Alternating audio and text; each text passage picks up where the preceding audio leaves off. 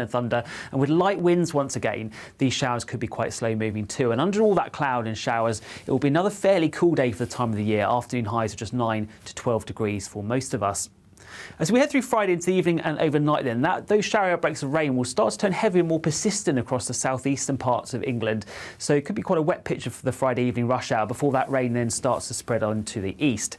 Elsewhere though, many of those showers will fade away as we head through the evening and overnight then, so turning drier, clear, 1 or 2 mists and fog patches, and again quite a chilly night to come, particularly in the countryside. So as we start Saturday morning then, a bit more cloud still in that far southeastern corner, and that cloud could start to lead to 1 or 2 showers by the time we get through to the afternoon. But elsewhere, look at this, a much brighter day on Saturday.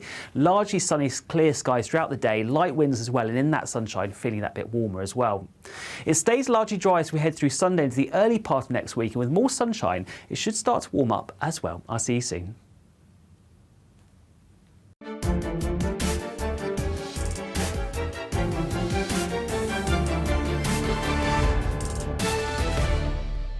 It's all about family, being in people's living rooms, all the interaction and getting to know who our viewers and listeners are. When I was young, my dad used to say, Nana, stop arguing. I wanted an outlet that would enable me to give my opinion.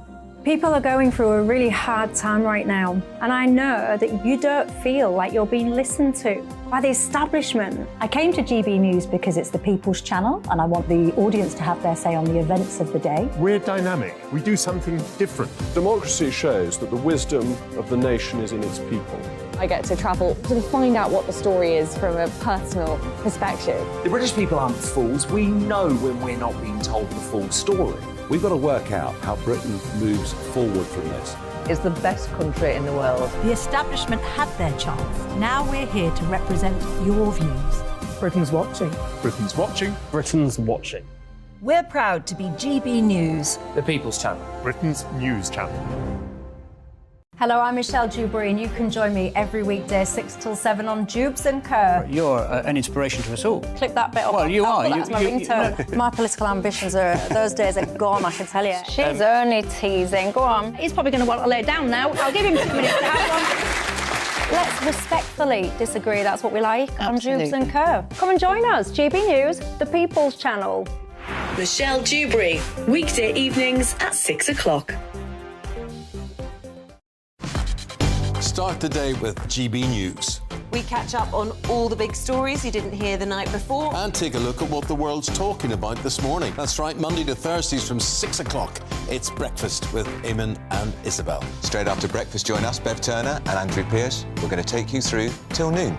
We'll be tackling the big topics of the day, including the things that the other channels just won't talk about. If it's happening here. Wake up to mornings on GB News, the People's Channel. Britain's news channel. I'm Simon Evans. Join me on GB News for Headliners at 11 p.m. What's the scoop? I'll be joined by 2 of the country's top comedians. That's right. As we take a look at tomorrow's newspapers tonight. We're going to get into trouble. If it's a big story, we'll be covering it. Spill some tea on him. There we go. But we'll also have some fun. I wouldn't stick up a bank. My father didn't love me. So anyway. Headliners every night from 11 on GB News, the People's Channel, Britain's news channel. We've got a brand new lineup every Saturday night on GB News. From 6 p.m, I'll give you my unique take on the world today. Then at 7, it's me, Calvin Robinson, with my Common Sense Crusade. New to GB News is the Saturday 5. 5 times the opinion. Join us every Saturday from 8 p.m. As we debate the week's stories. With us 4, plus a special guest. And at 9, of course, it's Mark Dolan Tonight. Brand new Saturday nights on GB News, Britain's news channel.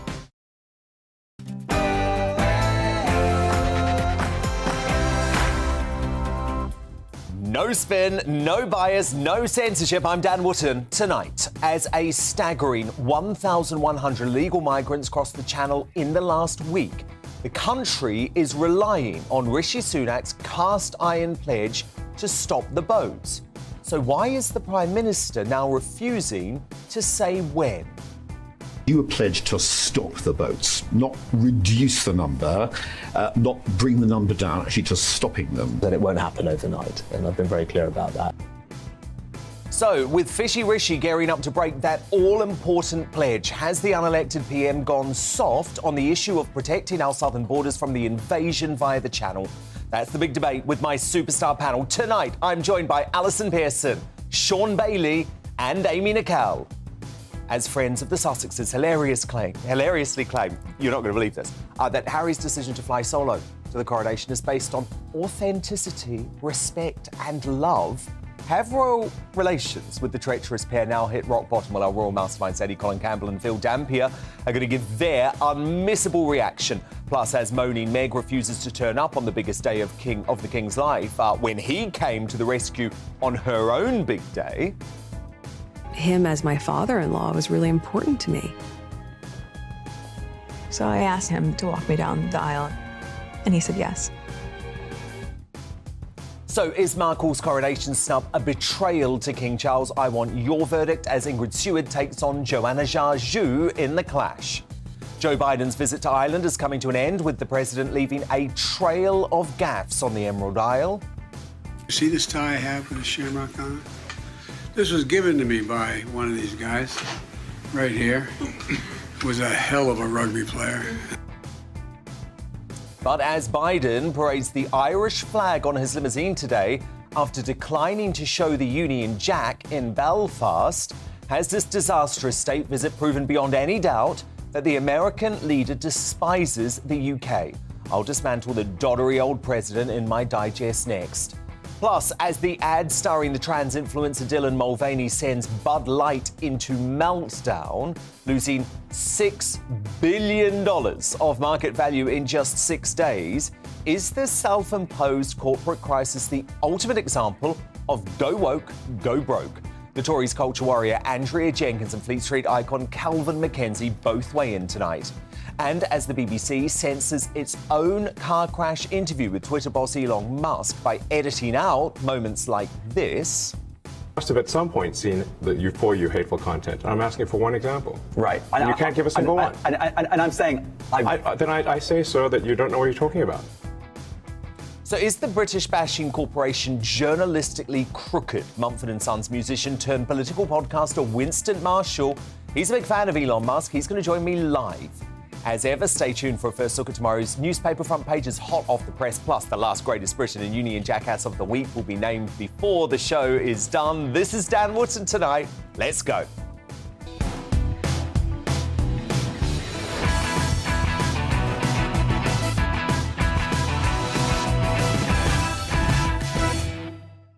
You're watching GB News, Britain's news channel. We've got cast iron proof today that Arlene Foster was right when she told me Joe Biden hates the UK. My digest on that in just a moment. First, though, the news with Polly Middlehurst.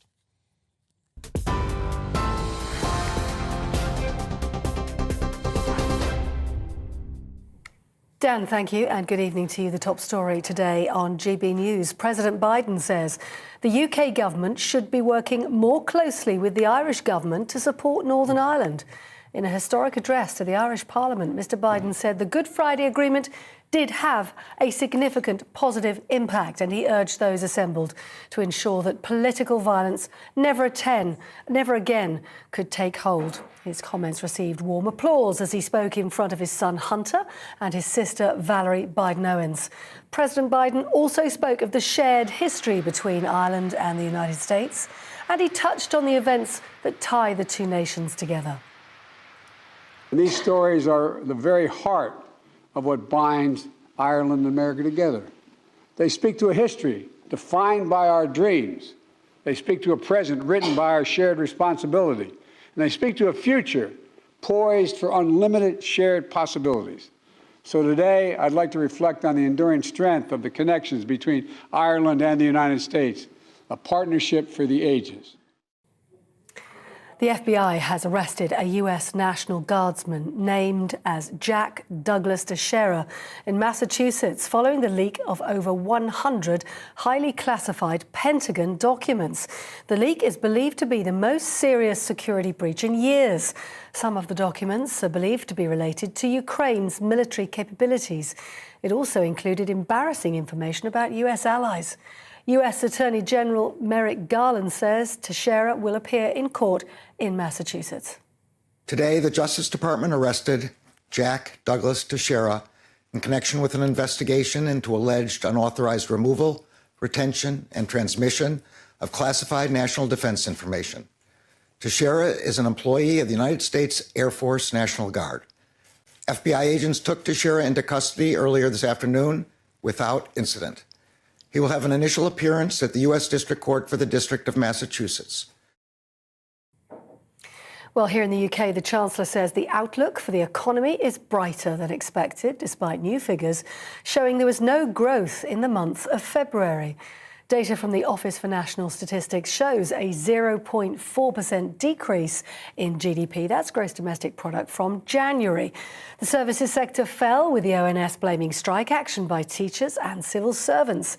And a fall in fuel usage due to milder weather was also said to be responsible. 8 serving and former Metropolitan Police officers have been found guilty of gross misconduct over discriminatory and offensive messages they sent on WhatsApp. The officers, 7 men and 1 woman, were found to have sent sexist, racist, homophobic and disablist comments in a group chat, including talking about Katie Price's son Harvey's disability and his weight. During the 5th day of the hearing, the legal chair described the breach of standards as so serious it justified dismissal. That's all from me. I'm back in an hour. Back to Dan.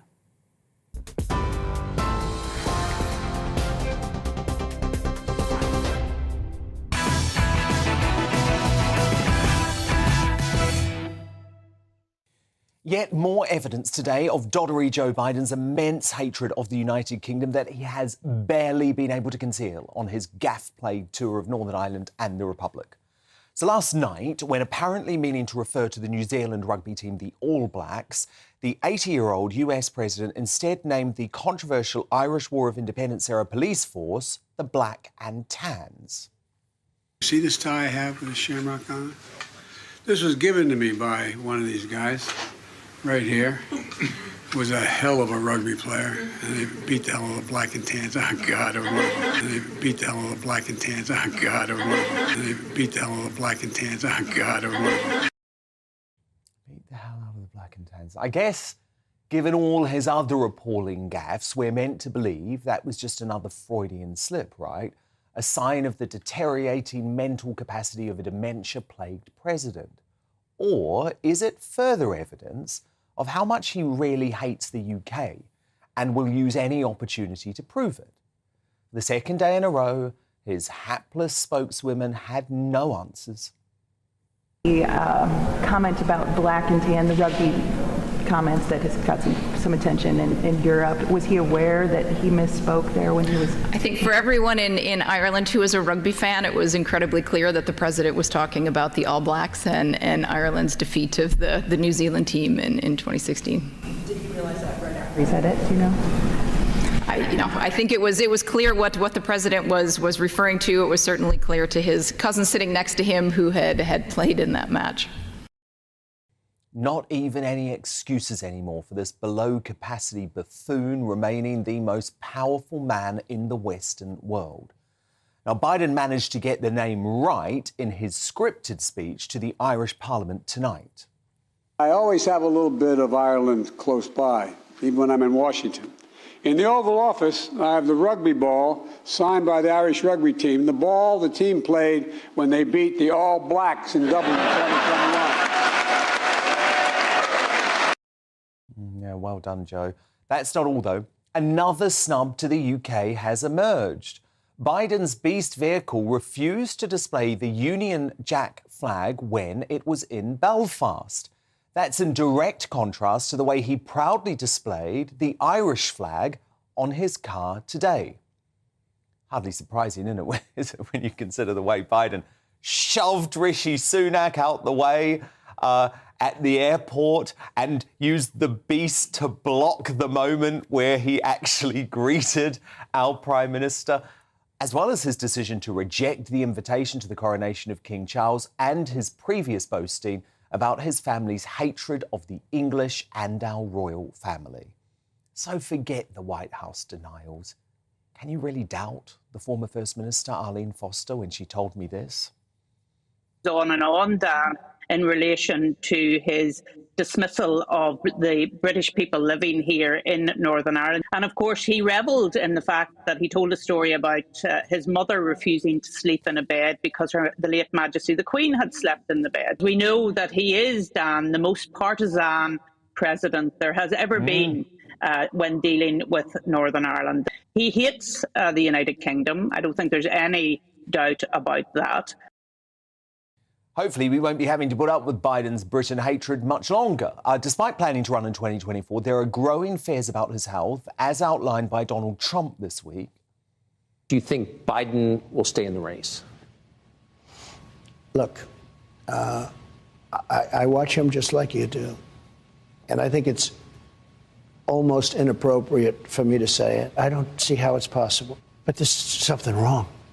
I saw his answer today on television about whether or not he was going to run to a very nice guy named Al Roker. When you can't get a softer question than that. That was a long answer talking about the eggs and the this and that. Look, I don't think he can. Now, the answer Trump was actually talking about was this moment when Biden accidentally announced he was running for president again while saying he wasn't meant to do so. You saying that you would be taking part in our upcoming election in 2024? Well, I'll either be rolling an egg or being the guy who's pushing them out. Come on, help a brother out. Make some news for me. I plan on running Al, but we're not prepared to announce it yet. Whatever your politics, whether you're on the left or the right, after this week, it's impossible to deny that Joe Biden is bad for our United Kingdom. But to respond now, my superstar panel. Top Daily Telegraph columnist Alison Pearson, former Conservative London mayoral candidate Sean Bailey, and the author and broadcaster Amy Nicol. So, Alison Pearson, look, we see another 2 gaffes, if you want to believe they are gaffes, or potentially purposeful signs that he wants to put down the UK. This is the man who greeted our new Prime Minister, Rashi Sanuk. So there are entire websites devoted to Joe's gaffes. Yeah, look, I mean, bye-bye, Blarney Biden. Yeah, he can't stand us, can he? I mean, remember, he refused to take a BBC reporter's question by saying, I'm Irish.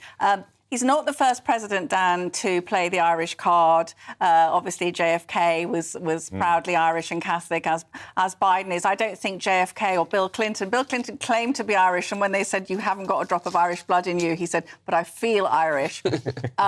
But Clinton, to his great credit, went to Northern Ireland, showed immense warmth, imagination, skillful statesmanship, and was hugely pivotal in the peace process. Biden's visit to Northern Ireland this week was just insulting. I mean, Rishi Sunak's cappuccino hadn't had time to get cold. He couldn't get out of there fast enough. And I do agree. I thought the black and tan slip for, instead of saying all blacks, that was very telling, because the black and tans are an absolute red rag to Republicans. They were British-backed forces who were responsible for atrocities during the battle for Irish independence in 1920. So I think it was a particularly horrible, it wasn't just a small, funny slip.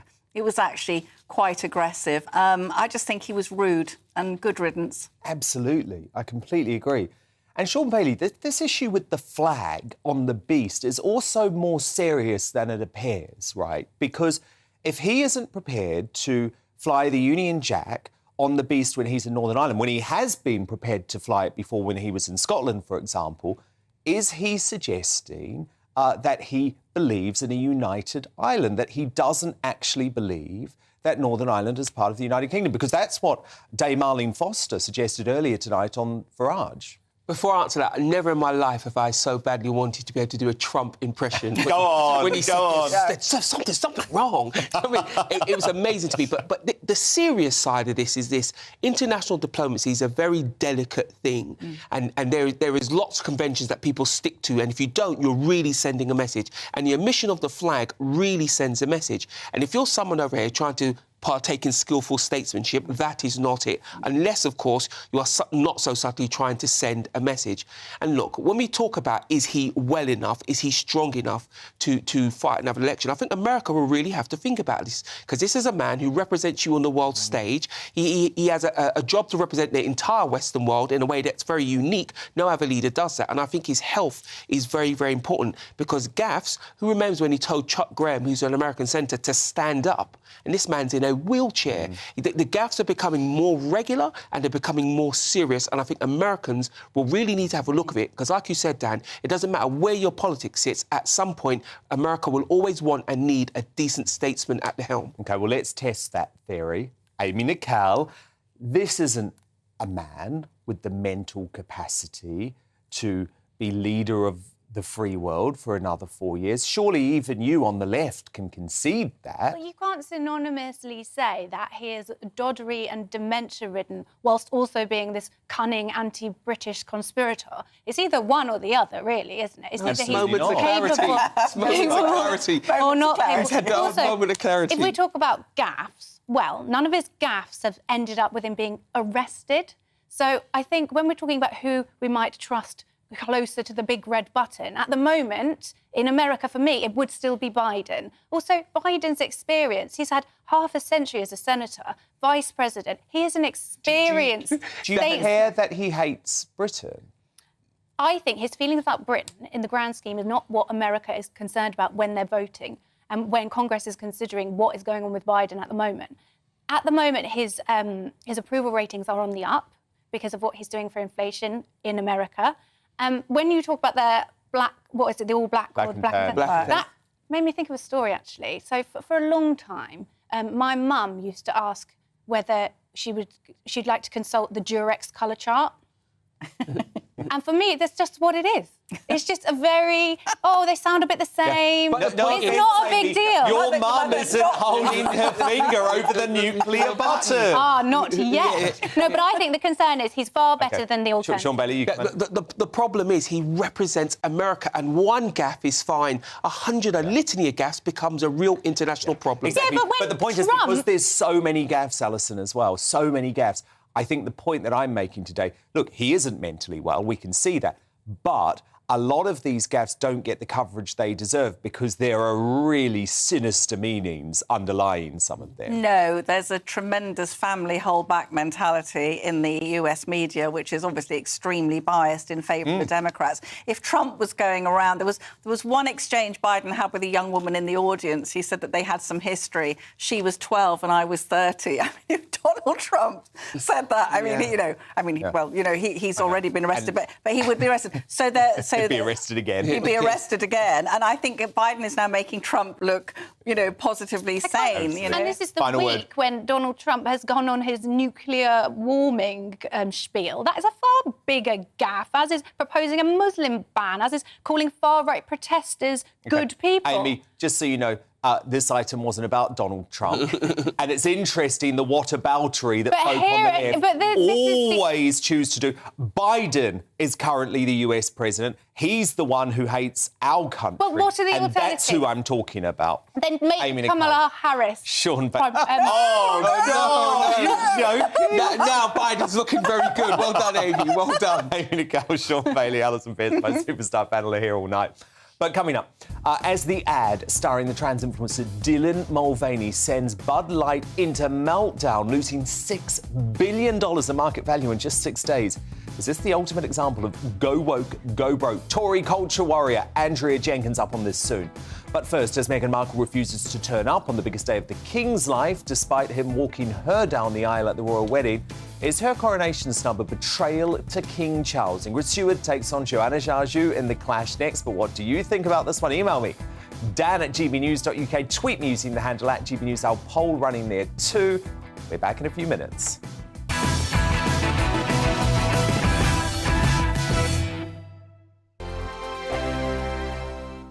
I joined GB News because I was sick and tired of not hearing my views being represented, not just mine, but so many people that I knew and spoke to. I just couldn't get my voice out there. I couldn't say anything. I couldn't do anything. Whatever the narrative was, I kind of had to follow it. GB News is there to provide a voice for those who have been ignored by the establishment media. We think different things. We've got a different style. GB News is here to be optimistic and positive about the future. It's real kind of dynamic and flowing, with the audience very much at the heart of it, like a big family. Here at GB News, we talk about the things that matter to you. Hearing the voices from right across our towns and cities, especially our towns. All sides of the argument represented with a heavy dose of opinion. We're on a mission here to make a difference. And the GB News family really is here for you, and whatever time of day you can watch or listen. Britain's watching. Britain's watching. We're proud to be GB News, The People's Channel. Britain's news channel. Monday to Thursday, 9 p.m. till 11 p.m. Join me, Dan Wootton. I'll bring you the sharpest takes and hottest debates. Do you not believe in prison? I don't believe in prisons. I'm completely stunned. I guarantee you there'll be no spin, no bias, no censorship. I actually was personally quite offended by it. And no reason to go to bed. So I guess they've always been quite woke. That's Dan Wootton tonight on TV, radio and online. Monday to Thursday from 9 p.m. till 11 p.m. on GB News. The People's Channel, Britain's news channel. We are GB News, the People's Channel. And right across the United Kingdom. You can find us on Sky Channel 512. Virgin Media Channel 604. Freesat Channel 216. Freeview Channel 236. And YouView Channel 236. You can also take us with you on DAB Plus Radio. With the GB News app and at the website gbnews.uk. We're absolutely everywhere. Come join us on GB News, the People's Channel, Britain's news channel. Start the day with GB News. We catch up on all the big stories you didn't hear the night before. And take a look at what the world's talking about this morning. That's right, Monday to Thursdays from 6 o'clock. It's Breakfast with Eamon and Isabel. Straight after breakfast, join us, Bev Turner and Andrew Pearce. We're going to take you through till noon. We'll be tackling the big topics of the day, including the things that the other channels just won't talk about. If it's happening here. Wake up to mornings on GB News, the People's Channel. Britain's news channel. New to GB News is the Saturday 5. Join us every Saturday from 8 p.m. as we debate the week's stories. Right, folks, that was a spicy one, wasn't it? With us four, plus a special guest. Sometimes she has to stick her foot in it. Sometimes she has to say things as they are. Sometimes I think we should keep the refugees and send the pensioners to Rwanda. Then we'd be in a much better state. Well, Benjamin, that is... The Saturday 5. Saturday nights from 8. Only on GB News, the People's Channel. Britain's news channel. I'm Mark White. As GB News Home and Security Editor, I cover those key issues that are so important to you. Our authorities, our communities doing all they can to combat violent crime. With the public services under unbearable strain, why are we still failing to control our borders? Defence, the first priority of any government, has been continually hollowed out. Can we trust our politicians to protect the armed forces? Join me, Mark White, on GB News.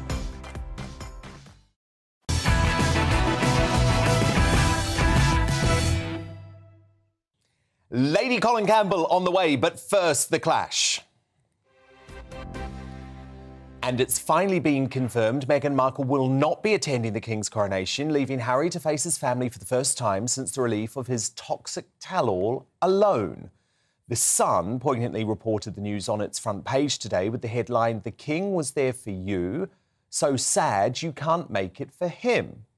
Of course, after Meghan brutally uninvited her own father, Thomas, to her wedding, it was King Charles who stepped up. Here she is recounting his incredible gesture on that sordid Netflix reality show. Harry's dad is very charming. And I said to him, I've lost my dad in this. So him as my father-in-law was really important to me. So I asked him to walk me down the aisle, and he said yes. So the King was there for Meghan on her wedding day, but she will be absent on the biggest day of his life. On this story, a royal source told The Sun the King is happy that Harry, his son who he calls his darling boy, will be at the Abbey. He wanted him there. It is sad, and he is very disappointed that he won't see Meghan or his grandchildren, but understands the situation. So tonight, this is an interesting one, actually, because a lot of us are torn on this, given we didn't particularly want Meghan there in the first place. But do you think the Duchess of Sussex's coronation snub is a betrayal to King Charles? Let me know your thoughts by emailing me, dan@gbnews.uk. Tweet me at GBNews. You can vote in our poll. But debating this now, Editor-in-Chief of Majesty magazine, Ingrid Seward, and the broadcaster, Joanna Jarjou. So, Ingrid, you're very clear on this, aren't you? You think this is a snub from Meghan towards Charles? I think it is a snub from Meghan to Charles. And I also think that Meghan has let herself down, because here she was about to come. Well, maybe she was never going to come. You never thought she would. I thought she would. So she could have come to the UK and been on the arm of her husband, gone to the Abbey and just thought, stuff the lot of you. I'm here. I'm looking gorgeous and I am going to just do this. I'm an actress after all. I'm going to do this and I'm going to look like I'm enjoying it, and then we're going to go home. And I think that would have taken guts, because I believed that she really couldn't face the idea of coming here to an abbey full of people that didn't like her, potentially a country full of people that didn't like her. And of course, the birthday party of a 4-year-old child is, it's an excuse. So I think she's let herself down, her husband down, and very much her father-in-law down. Joanna Jarjou, one thing I think Ingrid is completely correct on is that Meghan is gutless. She just didn't want to be booed, did she? That's what this is about. She knew that she was going to enter the Abbey to a wash with boos, actually, I think, from the crowd, and she didn't want to have it.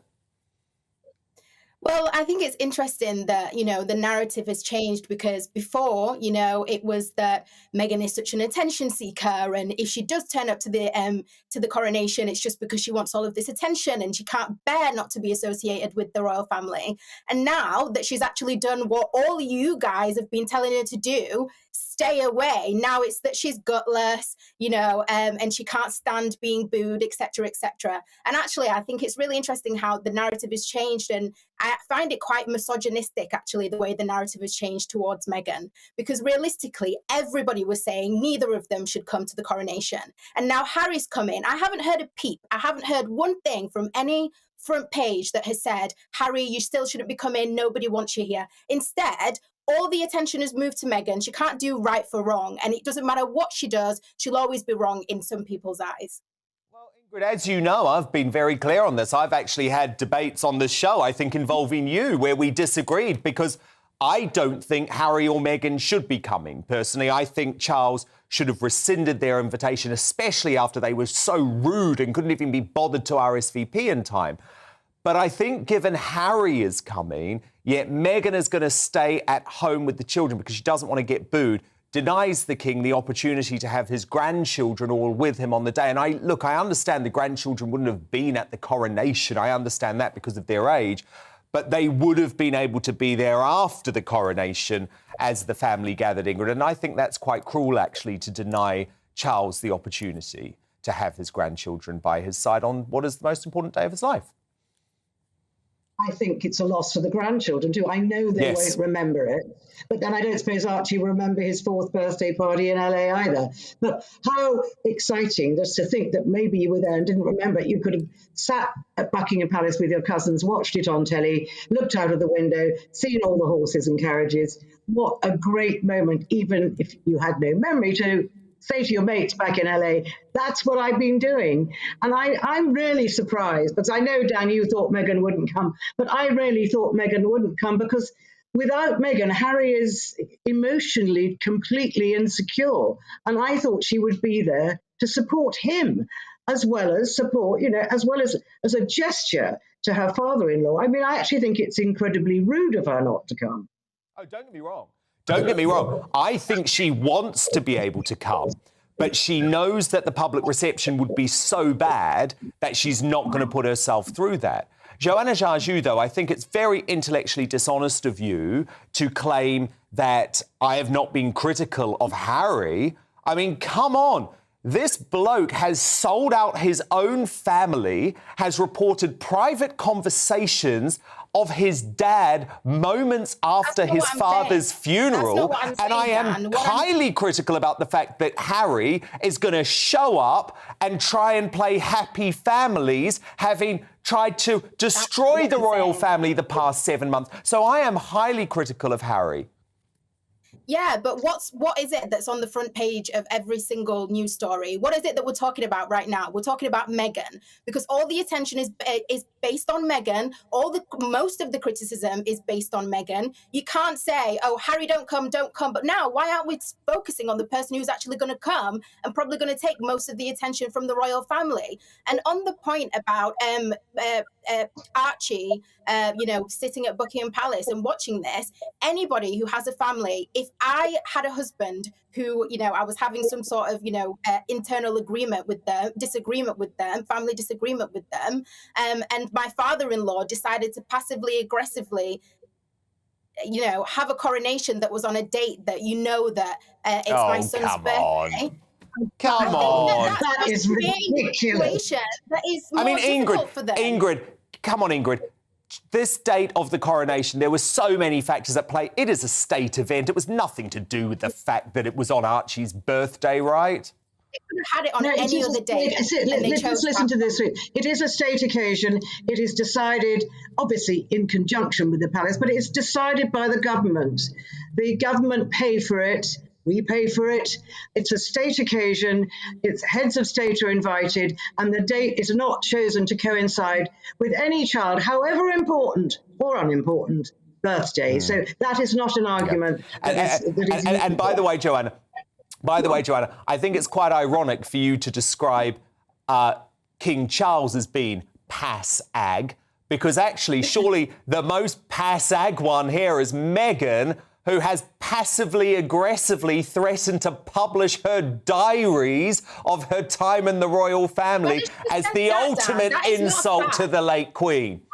Why are you saying that? Dan, why are you saying that as if it's a fact? That is not a fact. She said it. And the reason why... She said it in that interview. I think this is even more awful. The way she that said it in the interview just before the Queen died. She what, sorry? She said it herself. Oh, I've been looking through my diaries. I kept all these diaries, and if they keep treating me this way, who knows what I'll do with them? Go back and read the interview. That's your hero. That's your hero. No, she did not say that, and you know it. There's no point in pretending as if that's fact. She didn't Go back say and read that the she's interview. going to publish her diaries. That's not fact. Go back and read the interview. And actually, the diaries are irrelevant. I think Meghan should right be now is Harry. supporting her husband. Sorry, final word, Ingrid. By herself.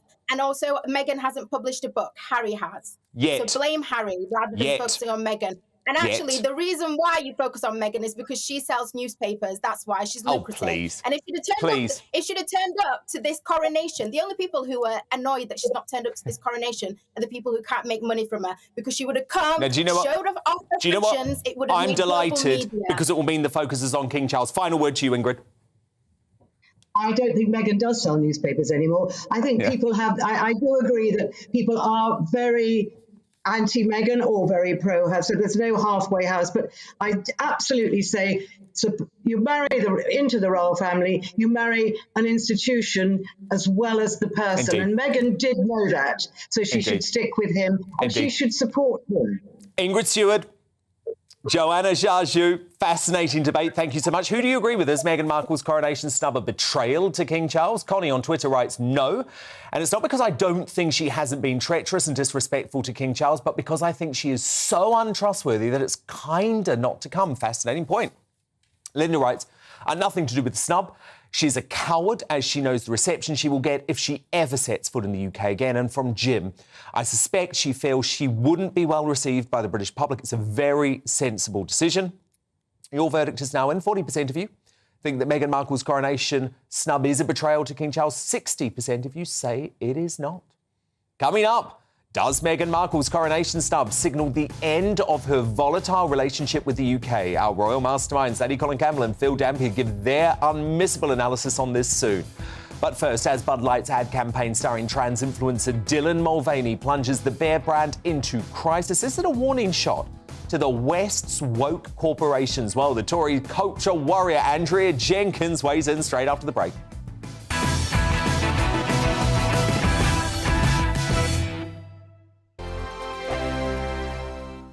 Monday to Thursday nights on GB News. At 6, it's Dubes & Co. 7 o'clock, Farage. At 8, join Jacob Rees-Mogg. And at 9, Dan Wootton Tonight, followed by Headliners. On TV, radio and online. This is GB News. It's all about family, being in people's living rooms, all the interaction and getting to know who our viewers and listeners are. When I was young, my dad used to say, Nana, stop arguing. I wanted an outlet that would enable me to give my opinion.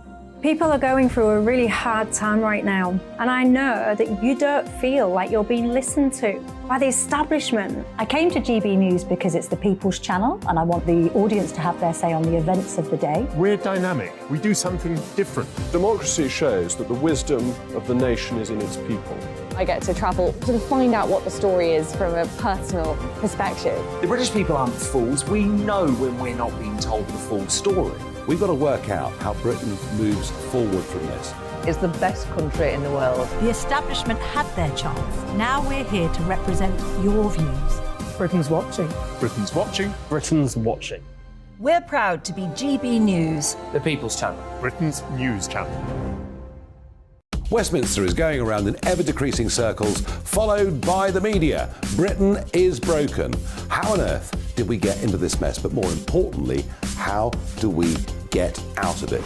Join me at 7 p.m, Mondays to Thursdays on Farage, here on GB News. We will have open, rational debate. We've got to work out how Britain moves forward from this. Join us here on GB News, the People's Channel. Britain is watching.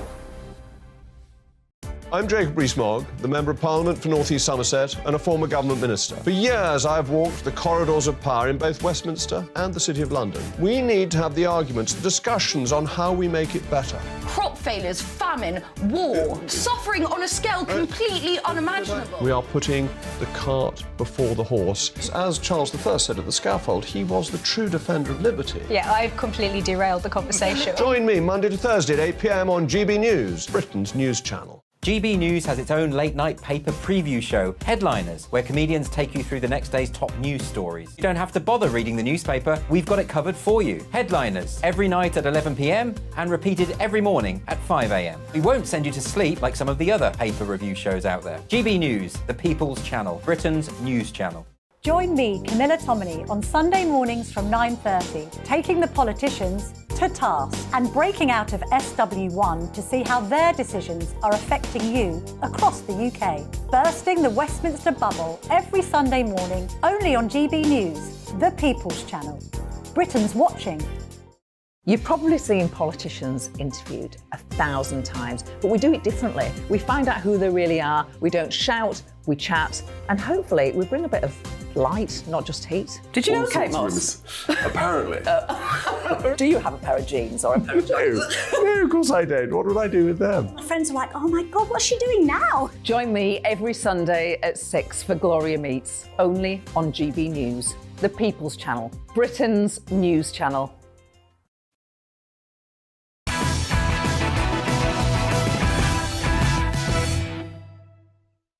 Lady Colin Campbell on the way, but first, Conservative culture warrior Andrea Jenkins, the former education minister, and Budweiser's twisted ad campaign featuring trans social media star Dylan Mulvaney has plunged its parent company, Anheuser-Busch, into its biggest crisis in its 171-year history. So this is the ad in question.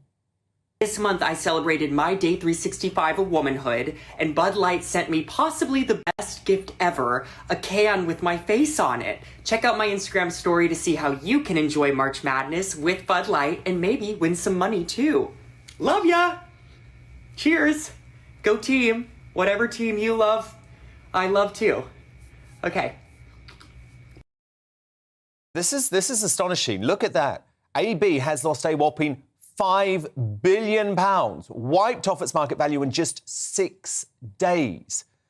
Why did this happen? Well, the Conservative website, The Daily Wire, was told by sources close to the situation that no one at a senior level was aware of the deal with Mulvaney, instead pointing the finger at a low-level marketing staffer. But Bud Light's Vice President of Marketing, Alyssa Heine-Shayed, on the eve of the promo featuring Mulvaney, outlined her intention to transform the brand. It's super clear mandate. It's like we need to evolve and elevate this incredibly iconic brand. Okay, what does evolve and elevate mean? It means inclusivity. It means shifting the tone. We had this hangover. I mean, Bud Light had been kind of a brand of bratty, kind of out of touch humor, and it was really important that we had another approach. That worked out. Joining me now, former Education Minister Andrea Jenkins. Angela, look, this is a fascinating story, isn't it? Because Bud's value has just collapsed. Is it the ultimate example, Andrea, in go woke, go broke? Completely, Dan. I mean, it's interesting Mulvaney called it March Madness, isn't it, really? I mean, I think it's about time companies realise that women, want to buy clothes from women and women's products and men's from men's products. I mean, I wonder what's going to happen next. Is Gillette going to be advertising bearded women? So I think we must really stop pandering to this woke nonsense. And also, I mean, as a business and as a woman myself, I mean, I'm not a feminist, I'm a meritocrat, but as a woman myself, would I want to buy clothes from a trans woman in Lycra? Is that really going to show the clothes off at the best, or is it going to be showing a package or something? Who is it really going to sell their products? I don't believe it is, as we've seen with their loss of that company. Yeah, quite the opposite, I would say. But look, closer to home, Andrea, as we know, Rishi Sunak pledged to stop the boats by the end of the year. This was one of his 5 key priorities in 2023. But today, the PM has actually seen, I can't believe this, he's backtracked. Watch this. You were pledged to stop the boats, not reduce the number, not bring the number down, actually to stopping them. Then it won't happen overnight, and I've been very clear about that. Now, Andrea, good on you. You have reacted furiously and quickly to this, actually writing a letter to Sunak calling for the UK to leave the ECHR to tackle illegal immigration. Talk to me about what you've written to the Prime Minister, and have you heard back? Yes, I mean, when I heard that, I was flabbergasted because, I mean, I think that trust in politicians is at an all-time low. I've been campaigning in my constituency in the local elections, and there's so much apathy out there. So it's going to be interesting in 3 weeks' time when the polls open. I think that we really need to restore trust with the public. And in my mailbag, this is one of the highest number of casework I get talking about small boats. And let's face it, Labour in a million years, Dan, are never going to stop the small boats. So it's the Conservatives. And the only way we're going to do this is actually pulling out of the CHR. And I mean, let's not forget when the small boats bill went through Parliament a couple of weeks ago, there was plenty of amendments by colleagues of mine, which I signed as well, which was to ignore the European Court of Human Rights regarding this. And so Rishi, our Prime Minister, has got to get hold of it. There's no way we'll win an election unless we restore trust in politicians, in our government. Because as I said, Labour will not stop the boats. I mean, look how the Labour love is, the lefty love is, the lawyers, they always stop the planes when we're trying to deport murderers and criminals. Oh, yeah, they want open borders, but what I want to see is some fighting talk from Sunak, and there was none of that today. Look, finally, I've got to show you something I've mocked up, Andrea. In the blue corner, we've got, there you are, in the red corner, Angela Rayner. I hear you're very angry with the Labour Party deputy leader. What's she done? Why are you so mad? Rayner did the same as Corbyn did in 2019. She turned up campaigning in my constituency yesterday. And she didn't. She ignored parliamentary protocol, which is actually, if you go to another MP's constituency, you've got to inform them, and blatantly ignored it and went campaigning. But also in 2019, Red Ange, what she did, she dragged a hold of a lot of infant school children out of one of our local schools in my constituency and got them posing with a thumbs up outside the Labour battle bus during the general election. So I do think it's one rule for Labour and another rule for everybody else. Oh, of course, but according to Be Kind, Angela, you're just scum. You're just scum, Andrea. That's what she thinks. Well, we're misogynistic. I saw, your previous guest was saying about you being misogynistic, Dan. It's just the left use these words so easy now. It's ridiculous. Easy tropes. She mentioned banana republic. It wouldn't surprise me actually, Dan, if these attack ads that we've been seeing, if it's actually Ange who's been advising them what to put out there. I think it's from a playbook. And also, let's not forget those vile attack ads.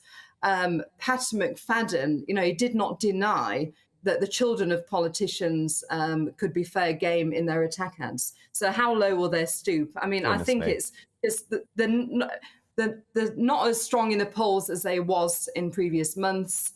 And I think they're getting quite desperate now. But I think the public can see exactly what they're doing. Indeed, Angela Rayner and the new nasty party dragging British politics into the gutter. But our Conservative culture warrior will keep on them. Andrea Jenkins, thank you so much. We'll speak soon. But coming up, has Sunak just damaged the Conservative Party's electoral chances as a result of his small votes backtrack? My Superstar panel will weigh in soon. Next, though, as royal insiders say they have growing hopes of a reconciliation between the King and Harry, is there any chance that William will allow his treacherous brother back into the fold? Our royal masterminds, Lady Colin Campbell and Phil Dampier, they've got lots of new information on this. I'll reveal it straight after the break.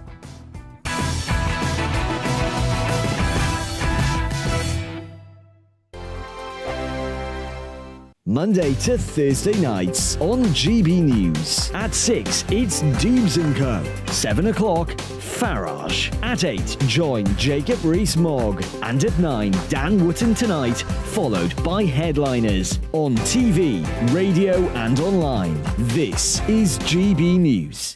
First and foremost, I am a GB News fan, and I was before I was working here. Just love the fact that we're asking the questions that a lot of establishment media won't ask. With a bit of a twist, we not only want to inform you, but we want to keep you entertained. It's worth the drive because you get in and the team's all ready and waiting, they're itching to go, and it's a proper little family. GB News is the People's Channel. It's the audience that makes the programme sing. We're giving our viewers and our listeners a voice. I see the thousands of your letters, tweets, emails, you name it, coming in. Britain is broken.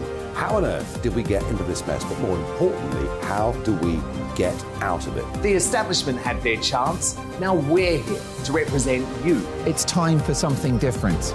It's time for GB News. I'm very patriotic. I believe in Britain. Our best days lie ahead. Britain's watching. Britain's watching. Join us here on GB News. The People's Channel. Britain's news channel. Join me, Patrick Christie's, Monday to Friday, 3 till 6. We tackle the day's news agenda like you've never seen before. It's high tempo, high octane, the most controversial topics, and the best guests. You will not be able to take your eyes and ears off it. I'm not afraid to ask the questions that you really want answered. 3 till 6 p.m, Monday to Friday on GB News, the People's Channel, Britain's news channel. GB News has its own late-night paper preview show, Headliners, where comedians take you through the next day's top news stories. You don't have to bother reading the newspaper, we've got it covered for you. Headliners, every night at 11 p.m, and repeated every morning at 5 a.m. We won't send you to sleep like some of the other paper review shows out there. GB News, the People's Channel, Britain's news channel. Join me, Camilla Tominey, on Sunday mornings from 9:30, taking the politicians to task and breaking out of SW1 to see how their decisions are affecting you across the UK. Bursting the Westminster bubble every Sunday morning, only on GB News, the People's Channel. Britain's watching. Hello, I'm Calvin Robinson. Do not miss my Common Sense Crusade, Saturdays at 7 p.m. Join me for some in-depth discussions on faith. Is that not the start of the slippery slope? It's very much so. And the big moral questions of the day. I'm baffled. You've got some nerve. Only on GB News, the People's Channel, Britain's news channel. I'm Andrew Doyle. Join me at 7 o'clock every Sunday night for Free Speech Nation, the show where I tackle the week's biggest stories in politics and current affairs with the help of my 2 comedian panellists and a variety of special guests. Free Speech Nation, Sunday nights from 7 on GB News, the People's Channel, Britain's news channel.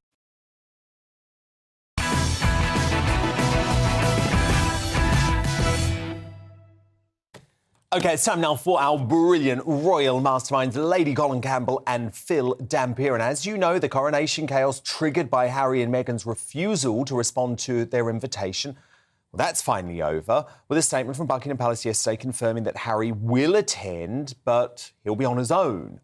Friends of the suddenly silent Meghan are reported as saying that she sees her life and future based firmly in the States, and with public events in the UK apparently, quote, waning in importance.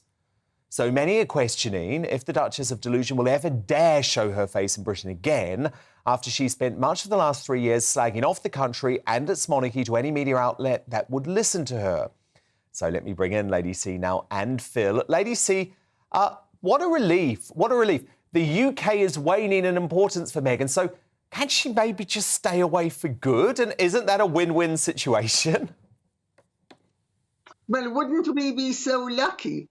My understanding is from people who I've been speaking to in America is that she has been advised that she had better not come here because it is affecting her brand, because her unpopularity is so acute that every time, you know, when she showed up for the Jubilee and she showed up for the funeral and she was booed, her advisors have advised her that she had better not show up because her brand is going to be affected detrimentally in America. So I think they're trying to put as much distance between her and the fact that she is so unpopular.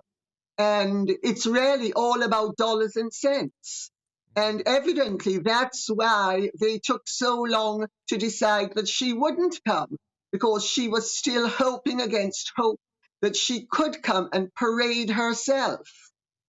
A good point. Now, look, royal insiders, unbelievably, grown increasingly hopeful of a reconciliation between Charles and Harry. So the Daily Telegraph's royal editor, Victoria Ward, suggested that Harry may have even personally spoken with Charles in recent weeks. However, the relationship with William still incredibly strained.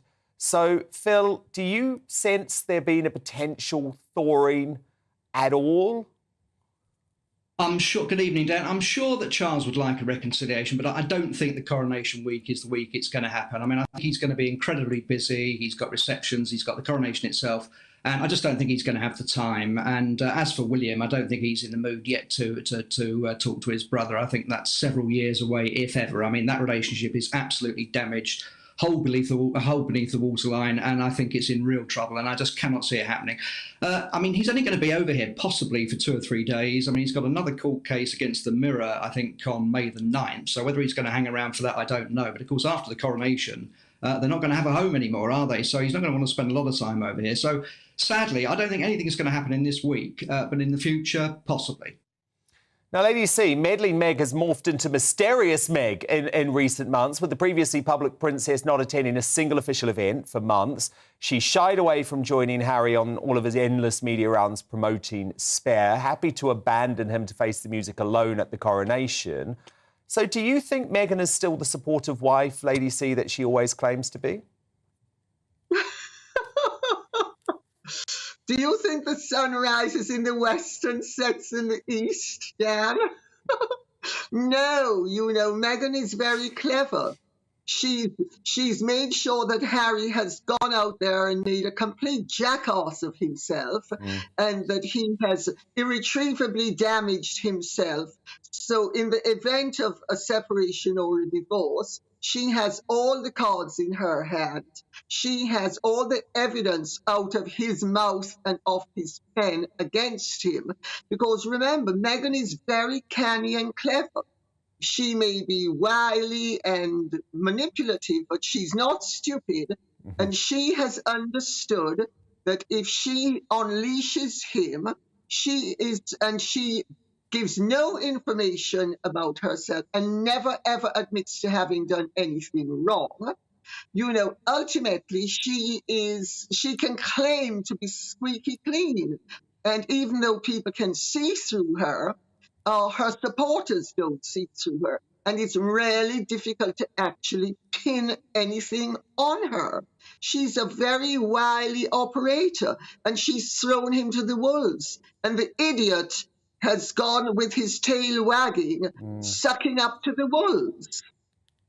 Yeah, Phil, I think that's a really interesting point, isn't it? Because Meghan didn't stop Harry making any of these catastrophic decisions to sell out his own family, to reveal all of the stupid things he revealed in the book, like the kill count in Afghanistan that's put his security at threat. And actually, now, when he's facing this huge backlash, she says, bye-bye, honey, I'm going to stay here with the kids. You go and get booed. Yeah, I mean, I suppose if you wanted to be charitable, you could say she's been at home, she's been a good mother, she's looking after the kids. But what's she up to? What's she plotting away? I suspect it might be she's spending time getting her social media up and running again. I think she wants to start the TIG again. I think she wants to get out there with Facebook and Twitter and all sorts of other things. And I think she's probably working away to relaunch herself. Yeah, well, it's going to have to be one heck of a relaunch, isn't it, Lady C? It certainly is. The thing is, can the wolf market herself as a sheep? Let's put it that way. And can the idiot market himself as Einstein? Yeah, they'll try. They'll try. I think they'll fail because we've now seen through them. Oh, my goodness, my royal masterminds. Brilliant insight, as ever, from Lady Colin Campbell and Phil Dampier, best royal authors in the business. But coming up, as the BBC censors its own car crash interview with Twitter boss Elon Musk, editing out the worst examples of its so-called journalism, has the British Bashing Corporation humiliated itself worldwide? Mumford & Sons musician turned political podcaster Winston Marshall is going to respond to this very soon live. But next, as a staggering 1,100 illegal migrants crossed the channel in the last week, but Sunak refuses to say when he'll stop the boats, can the PM be trusted to protect our borders from the southern invasion? My superstar panel will weigh in on that next. Plus, we're going to have the first look at tomorrow's newspaper front pages hot off the press. Don't go anywhere. We're back in just 2 minutes' time.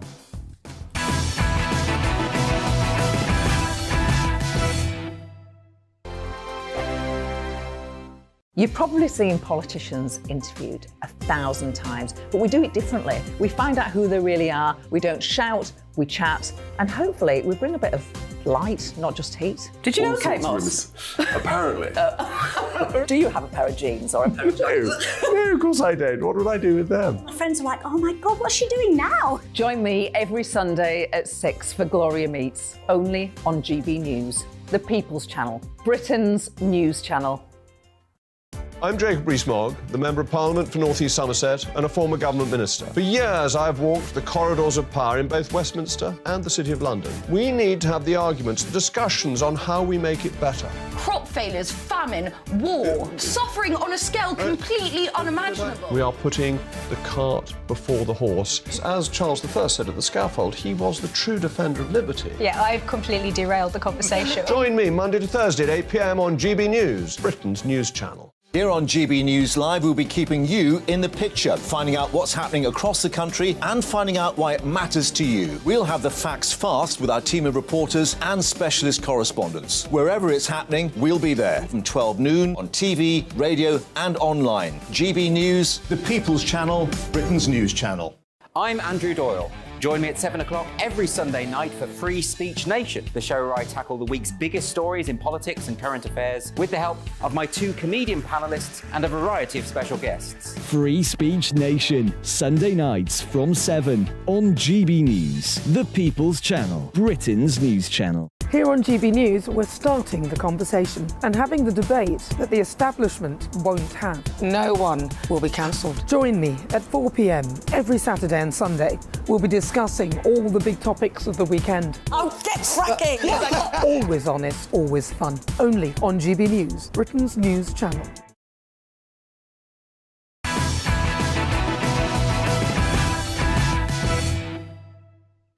It's 10 p.m. I'm Dan Wootton. Tonight, Fishy Rishi's big boat backtrack begins. The Prime Minister admitted today that his cast iron pledge of stopping channel migrants by the next general election was, quote, complicated, leaving voters furious and his own MPs at risk of revolt. You were pledged to stop the boats, not reduce the number, not bring the number down, actually to stopping them. Then it won't happen overnight, and I've been very clear about that.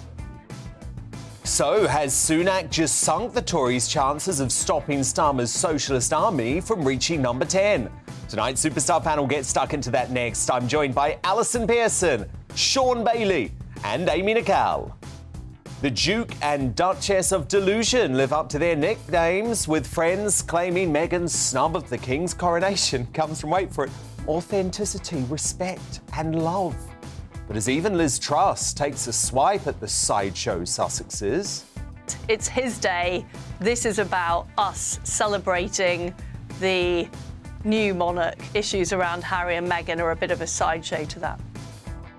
So isn't the truth that coronation chicken Meghan simply can't face getting booed by furious Brits? That's the big debate in our media buzz. Go woke, go broke. Budweiser lose their fizz after a staggering £5 billion has wiped off the value of its parent company amid their hated partnership with trans agitator Dylan Mulvaney. Fleet Street legend Calvin McKenzie lets rip on the beer firm's commercial suicide and reveals which woke executive is being blamed for the company's hangover from hell. Plus, was this the final nail in the ailing BBC's coffin? Must have at some point seen that you hateful content. I'm asking for one example. Right. And you can't give a single one. And I'm saying... I say, sir, that you don't know what you're talking about. Unbelievably, the Beeb intentionally deleted those embarrassing clips from their low-grade interview with Elon Musk when they finally broadcast it on television. One man who's got no time for censorship is free speech champion Winston Marshall, who famously left behind a glittering rock career with Mumford & Sons after refusing to bow to the woke mob. He'll dissect the Beeb's latest self-implosion in an exclusive interview with me shortly. There'll also be a new Greatest Britain and Union jackass named before the night is out. Tomorrow's newspaper front page is hot off the press too. First though, Polly Middlehurst with the news headlines.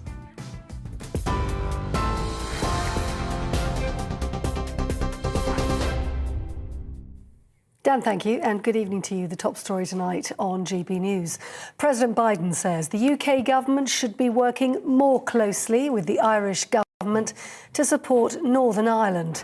In a historic address to the Irish Parliament, Mr Biden said the Good Friday Agreement had a significant positive impact, and he urged those assembled to ensure that political violence must never be allowed again to take hold.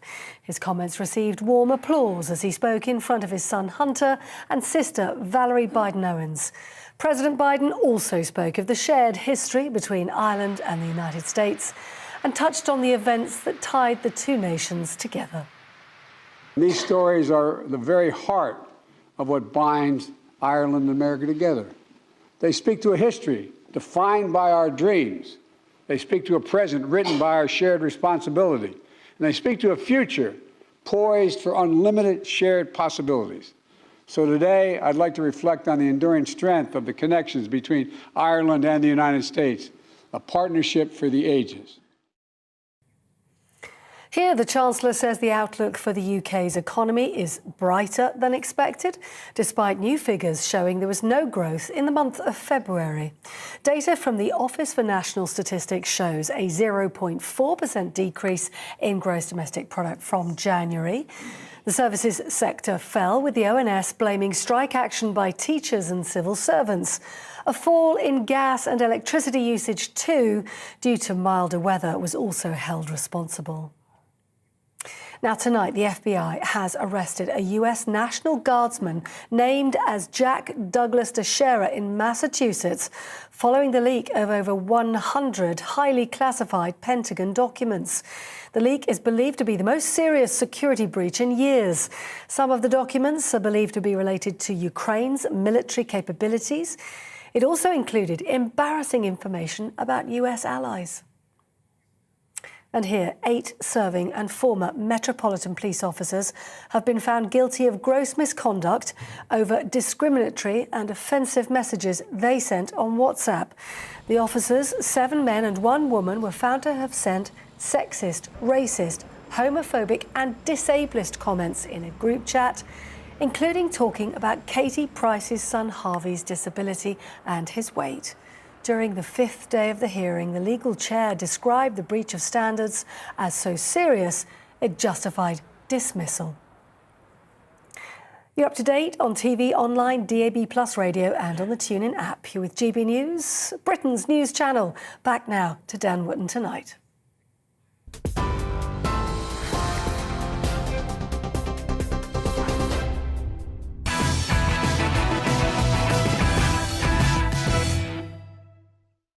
Tomorrow's News Tonight now in our Media Buzz. First front pages are in. And the Metro leads with the sad passing of the fashion icon Mary Quant, one of the most internationally recognised designers, who today sadly died aged 93. The paper pays tribute by saying Mary put the swing into the 60s. The Guardian reports that senior Tories have hit out at Suella Braverman, accusing her of, quote, racist rhetoric in recent months. Goodness me, they really want to do anything, don't they, to finish off a non-white Home Secretary. What is it that the Guardian hates so much about non-white Home Secretaries? Because I seem to remember they had the same problem with Priti Patel. Ironic. The Daily Star leads with the price of deodorant now reaching, £5? That's as inflation continues to push the price of everyday essentials up. You've still got to use it, though, folks. Please, God. My superstar panel back with you now. Hopefully they've got their deodorant on. Top Daily Telegraph columnist Alison Pearson. Your shoe always smells amazing. Well, nice, I promise you. Former Conservative London mayoral candidate Sean Bailey, and the author and broadcaster Amy Nicol. Now, it's less than 100 days since PM Sunak, in his first major speech since his establishment coup against Liz Truss, made this one of his 5 cast-iron pledges. We will pass new laws to stop small boats, making sure that if you come to this country illegally, you are detained and swiftly removed. But Fishy Rishi may have just tossed that promise aside, today refusing to guarantee that he would stop the boats by the next election. You were pledged to stop the boats, not reduce the number, not bring the number down, actually to stopping them. Will you have done that by the time of the next election? Look, I've always also said that this is not something that is, easy.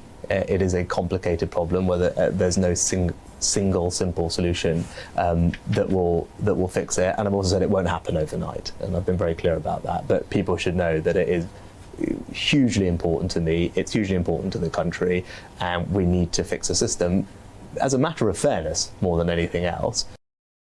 Sunak's rollback on what I believe is one of the most crucial issues facing Britain today will be a punch in the guts for dedicated Conservatives who have fought tirelessly to secure the sovereignty of our borders and risks dividing the party. As if more proof of the scale of the crisis were needed, yesterday it was revealed a staggering 1,100 migrants crossed the Channel in the last week alone, putting the total at 4,850 so far this year. And remember, it's been cold up until now. So, Alison Pearson, look, I actually really wanted to believe that Sunak was serious about this pledge, and I wanted to give him an opportunity to deliver it. But this wasn't fighting talk today. It was weak waffling. It's just very hard to understand what I'm looking forward to hearing what Sean's explanation for this kamikaze political act. We've only got a couple of weeks to go to the May elections, and that tearing sound you can hear, that's all the Conservative canvassers tearing up the leaflets, putting them in the bin and pouring themselves a large drink. Because if he wanted to sink, the Conservative prospects for the May local elections are dreadful, and now they're kind of non-existent. So what's happening, Dan, is there are two forces going on in the government. We've got Suella Braverman. She gave a great interview to Liam Halligan on GB News, and she basically said she made a veiled threat against Sunak, didn't she? She wants coming out of the ECHR, that's the European Convention on Human Rights, to be left on the table. We had Liz Truss, no longer our Prime Minister, sadly, saying today in Washington, Liz said, we either need to leave the ECHR or disregard them altogether. That is the kind of fighting talk you have to have. To have Rishi Sunak wringing his hands and saying, it's complicated. It's not very complicated. Do you want thousands of undocumented migrants, some from Syria, Iraq, Afghanistan... And terrorists, by the way. Could easily be terrorists, coming here, thousands and thousands in hotels. It's quite possible there could be 250,000 of these undocumented migrants in the UK by the 2024 general election. Guaranteed failure. Why didn't he lie, Sean? Why didn't he just say... Well, Sean, you're our top Tory on the panel. OK, Alison's laid down the gauntlet now. So, firstly, it's not my job to defend the PM unless he wants to give me a job. Look, the thing is here, reality bites, isn't it? So when he was brand new, he made all these pledges, and now he's had civil servants whisper in his ear, this is going to be tough. And in his defence, he's tried to tell the truth. He's tried to lay it out. But what he's got to understand, he has an election to fight today because the locals coming up, and in the future, the general election. So he should have continued to that fight and talk for two important reasons. Yes, there's the politics of it, but it's also the message it sends to the civil servants involved to say, actually, I need you to pull your finger out as well. I'm the Prime Minister, this is what I'm asking you to do. And what Rishi needs to realise, this is a big issue. If you're down here in the southeast of London, in the southeast of the country, certainly London, it might not be as big an issue as it is on the coast. If he can answer this question, it will be an enormous step towards winning a general election, because I tell you something now, Keir Starmer absolutely doesn't have an answer to this question. But what you're saying is that you'd prefer him to lie, because the only way... It's an impossible task. You cannot stop these boats. Not true. You cannot. Yes, particularly when, as the Conservative government, have closed down safe and legal routes, which is obviously going to increase the number of illegal small boat crossings. None of what you're saying is true. So let's look at the history. The Australians stopped it. It's impossible to stop it. But the Australians were not limited by ECHR. I'm answering a simple question. I'm asking a simple question. Is it possible? Yes, it is. It's not possible. Rishi Sunak's correct. It's hard. Humane response. Well, the Australian system was incredibly inhuman. No, so Amy, yes, we could do that. You're making such a mistake, and this is what all you people on the hard left do, and it infuriates me. It was the most humane response, because guess what? Absolutely it smashed the people smuggling gangs. Do you not understand that? Dan, it smashed their business model. It doesn't happen. No boats arrive in Australia now at all. Those people are being saved. Putting people in detention centres does not solve the problem. That's inhumane. To smash the people smuggling models, you give people the opportunity to apply for resettlement schemes. Currently, resettlement schemes do not exist, which is obviously fuelling people smuggling. What is humane about putting tens of thousands of undocumented migrants in British 4- and 3-star hotels when we have our own army veterans sleeping on the streets? We have to start showing humanity. OK, but those army veterans are not on the street because of migrants. They're two completely separate... They're spending the money. It's about I can guarantee you they'd still be there without the migrants. I just want to return to this Guardian. And I don't want them in hotels either, can I just say? I want to return to this Guardian front page, because this is astonishing stuff. So this is the left now conspiring with folk in the Conservative Party to try and get Suella Braverman sacked. A former senior minister from Boris Johnson's government told The Guardian they believed Braverman, who of course has a fascinating history of her own when it comes to ethnicity, is a real racist bigot. What's going on here? Look, we're in a world now that if you can attach an ism to somebody, you can remove them. So if they're sexist, racist, whatever it is, you can remove them. However, the challenge that Suella will always have, she's a politician who leads from the front. She's saying, this is what I want to do. And any politician who wants to do things and tells the truth is often attacked. But can we just look at It would be incredible to me It would be incredible to me to suggest that Suella is a racist. Let's be clear. She is trying to deal with a problem that involves race, but to say she's a racist, I think is an obvious This is a and blatant attack. revolting smear against Suella. Of course it's not. She is completely, every single week, she is connected to some sort of racist scandal. For instance, the Pakistani men comment. This week, the Golly Dolls situation. There are too many things attached to Suella Braverman to make it a coincidence. Absolute rubbish. Now, look, what we just saw earlier from Rishi Sunak certainly wasn't his famous moment since taking office, but at least he could define what a woman is today, unlike the leader of the opposition. Look. Sir Keir said recently that 99% of women, I quote, of course haven't got a penis, he said. Sir Keir had said 99.9% of women don't have penises. That means 1 in 1,000 do? Well, Nick, what I'd say is I'm trying to set out a common-sense, respectable, tolerant position in which we can advance a key debate. What percentage would you put it at? So, on a slightly different point of view to him on this, and I've been very clear that when it, on this topic, it's 100%. Yeah, of course. And of course it is. So long as the woke Labour Party continues scoring own goals, there is a chance of success for Sunak, but he's got to stick to those pledges. He must. Alison Pearson, Sean Bailey, Amy Nicole, do stand by, because coming up, as friends of the Sussexes say, Meghan's decision to snub the coronation came from a place of authenticity, peace and love. Has she actually just thrown Harry to the wolves? And does he still deserve to get booed when he arrives alone? My superstar panel gets stuck into that, plus we'll have more of tomorrow's newspaper front pages soon. But next, with the BBC and Bother, after being caught out making some pretty questionable cuts to their interview with Twitter CEO Elon Musk, is state-censored media spreading beyond Russia and North Korea to our shores? I'm joined by former Mumford & Sons star Winston Marshall, the free speech champion, straight after the break.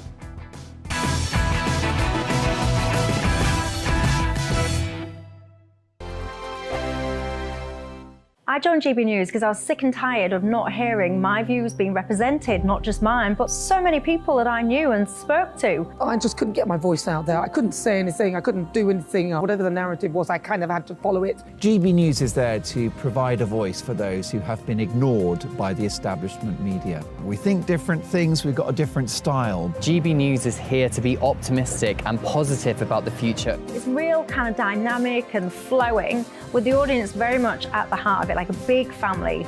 Here at GB News, we talk about the things that matter to you. Hearing the voices from right across our towns and cities, especially our towns. All sides of the argument represented with a heavy dose of opinion. We're on a mission here to make a difference. And the GB News family really is here for you, and whatever time of day you can watch or listen. Britain's watching. Britain's watching. We're proud to be GB News, The People's Channel. Britain's news channel. Monday to Thursday, 9 p.m. till 11 p.m. Join me, Dan Wootton. I'll bring you the sharpest takes and hottest debates. Do you not believe in prisons? I don't believe in prisons. I'm completely stunned. I guarantee you there'll be no spin, no bias, no censorship. I actually was personally quite offended by it. And no reason to go to bed. So I guess they've always been quite woke. That's Dan Wootton tonight on TV, radio and online. Monday to Thursday from 9 p.m. till 11 p.m. on GB News. The People's Channel, Britain's news channel. We are GB News, the People's Channel. And right across the United Kingdom. You can find us on Sky Channel 512. Virgin Media Channel 604. Freesat Channel 216. Freeview Channel 236. And YouView Channel 236. You can also take us with you on DAB Plus Radio. With the GB News app and at the website gbnews.uk. We're absolutely everywhere. Come join us on GB News, the People's Channel, Britain's news channel. Start the day with GB News. We catch up on all the big stories you didn't hear the night before. And take a look at what the world's talking about this morning. That's right, Monday to Thursdays from 6 o'clock. It's Breakfast with Eamon and Isabel. Straight after breakfast, join us, Bev Turner and Andrew Pearce. We're going to take you through till noon. We'll be tackling the big topics of the day, including the things that the other channels just won't talk about. If it's happening here. Wake up to mornings on GB News, the People's Channel. Britain's news channel. New to GB News is the Saturday 5. Join us every Saturday from 8 p.m. as we debate the week's stories. Right, folks, that was a spicy one, wasn't it? With us four, plus a special guest. Sometimes she has to stick her foot in it. Sometimes she has to say things as they are. Sometimes I think we should keep the refugees and send the pensioners to Rwanda. Then we'd be in a much better state. Well, Benjamin, that is The Saturday 5. Saturday nights from 8. Only on GB News, the People's Channel. Britain's news channel. I'm Mark White. As GB News Home and Security Editor, I cover those key issues that are so important to you. Our authorities, our communities doing all they can to combat violent crime. With the public services under unbearable strain, why are we still failing to control our borders? Defence, the first priority of any government, has been continually hollowed out. Can we trust our politicians to protect the armed forces? Join me, Mark White, on GB News.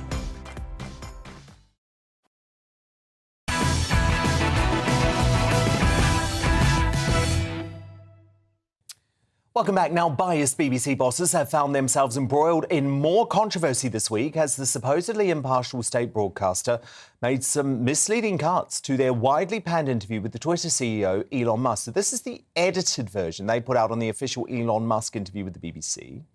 Particularly around hate speech in the company. What hate speech are you talking about? I mean, you use Twitter. Right. Do you see a rise in hate speech? I mean, but just a personal anecdote, like what do you? I don't. Okay, so TikTok has also been in the news. The reality, however, was very different and excruciatingly awkward. Around hate speech in the company. Is that what hate speech speech are you talking about? I mean, you use Twitter. Right. Do you see a rise in hate speech? I mean, but just a personal anecdote, like what do you? I don't. Personally, for you, I would see I get more of that kind of content. Yeah, personally. Content you don't like or hateful? What do you mean to describe a hateful thing? Yeah, I mean, just content that will solicit a reaction, something that may include something that is slightly racist or slightly sexist, those kinds of things. So you think if something is slightly sexist, it should be banned? No, is that what you're saying? I'm not saying anything. You must have at some point seen the for you hateful content. I'm asking for one example. Right. And you can't give a single one. And I'm saying... Then I say, sir, that you don't know what you're talking about. I don't think this is getting anywhere. You literally said you experienced more hateful content and then couldn't name a single example. Right, and as I said... That's absurd. So it looks like cynical censorship by state broadcasters might not actually be limited these days to Russia and North Korea. I'm delighted now to be joined by friend of the show, top musician, podcaster, free speech champion, of course, former member of Mumford & Sons, Winston Marshall. Now, Winston, look, I thought Elon Musk was brilliant here. He was absolutely brilliant because he managed to expose a lot of the BBC's groupthink. What did you make of it? Well, I should start by saying I was quite relieved to watch it because as an interviewer myself with my own show at The Spectator, I witnessed an interview that will never be outdone in how appalling it was conducted. James Clayton, who's BBC's North America tech reporter, was busted by Elon Musk as lying to his face about hate speech, so-called hate speech on Twitter. But you've got to watch this whole interview because the BBC North America tech reporter, who is sat in front of a man who is pioneering space exploration, intending to get the human race to be an interplanetary race and get us to Mars, who has side hustles in revolutionizing the motor industry, who is also only 2 weeks ago signed a petition stating that we need to put a moratorium on AI work because it might bring doom to mankind.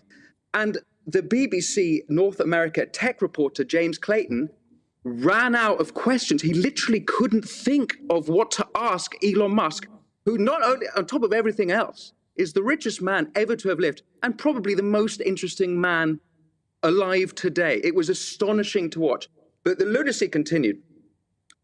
The BBC US disinformation reporter, a reporter called Mike Wendling, wrote an article essentially in defense of James Clayton.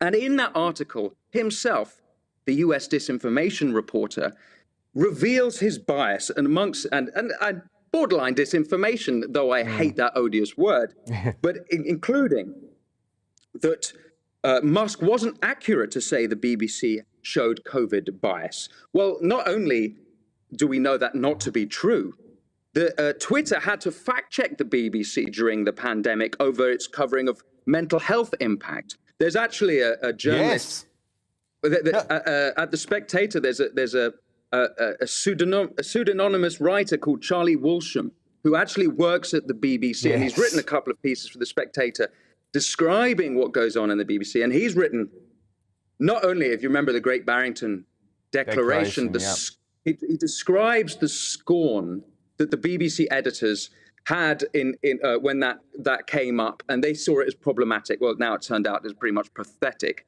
Totally. And actually, Winston, I just want to play that particular clip from the interview because I think it's really worth watching, actually, to see what you're referring to. So this is the moment when Clayton, representing the BBC, was completely owned by Musk over COVID misinformation.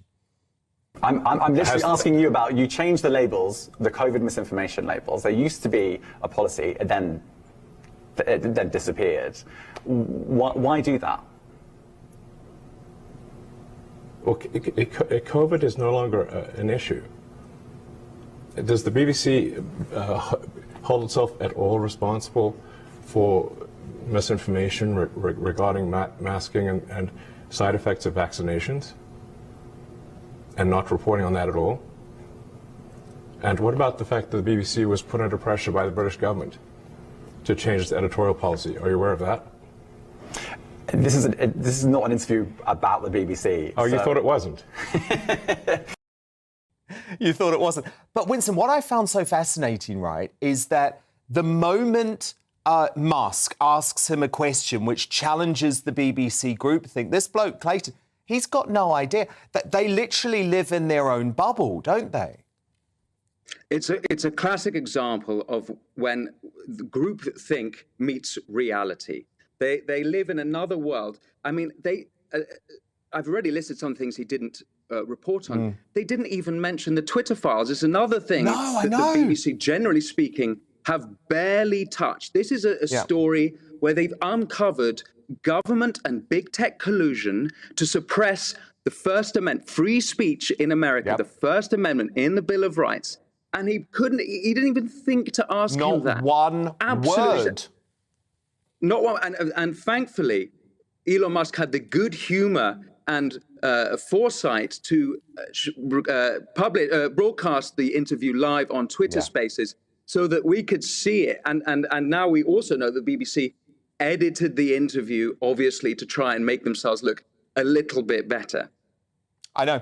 It's extraordinary stuff. And I think actually Musk has done us all a great favour because people like you have been calling this out for a long time, but actually to see it working in action was so fascinating. Brilliant analysis. And of course, I've got to remind you, Winston Marshall's brilliant podcast, Marshall Matters, which I'm a big fan of, available via The Spectator.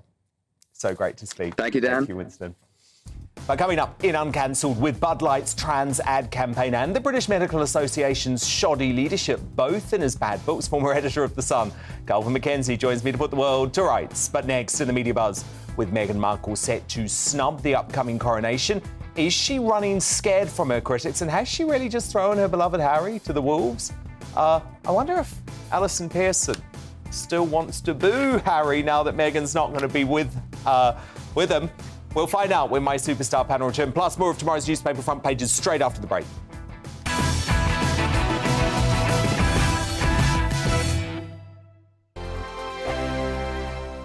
I joined GB News because I was sick and tired of not hearing my views being represented, not just mine, but so many people that I knew and spoke to. I just couldn't get my voice out there. I couldn't say anything. I couldn't do anything. Whatever the narrative was, I kind of had to follow it. GB News is there to provide a voice for those who have been ignored by the establishment media. We think different things. We've got a different style. GB News is here to be optimistic and positive about the future. It's real kind of dynamic and flowing, with the audience very much at the heart of it. Like, like a big family.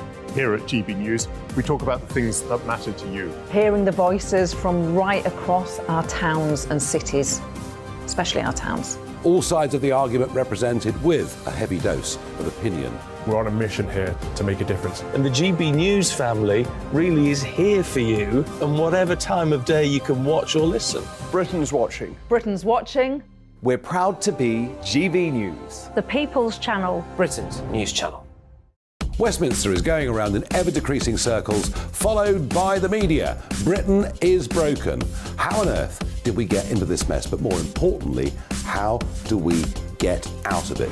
Join me at 7 p.m, Mondays to Thursdays on Farage, here on GB News. We will have open, rational debate. We've got to work out how Britain moves forward from this. Join us here on GB News, the People's Channel. Britain is watching. You've probably seen politicians interviewed 1,000 times, but we do it differently. We find out who they really are, we don't shout, we chat, and hopefully we bring a bit of light, not just heat. Did you know Kate Moss? Apparently. Do you have a pair of jeans or a pair of jeans? No, of course I don't. What would I do with them? My friends are like, oh my God, what's she doing now? Join me every Sunday at 6 for Gloria Meets, only on GB News, the People's Channel, Britain's news channel. I'm Jacob Rees-Mogg, the Member of Parliament for North East Somerset and a former government minister. For years, I've walked the corridors of power in both Westminster and the City of London. We need to have the arguments, the discussions on how we make it better. Crop failures, famine, war, suffering on a scale completely unimaginable. We are putting the cart before the horse. As Charles I said at the scaffold, he was the true defender of liberty. Yeah, I've completely derailed the conversation. Join me Monday to Thursday at 8 p.m. on GB News, Britain's news channel. I'm Mark White. As GB News Home and Security Editor, I cover those key issues that are so important to you. Our authorities, our communities doing all they can to combat violent crime. With the public services under unbearable strain, why are we still failing to control our borders? Defence, the first priority of any government, has been continually hollowed out. Can we trust our politicians to protect the armed forces? Join me, Mark White, on GB News.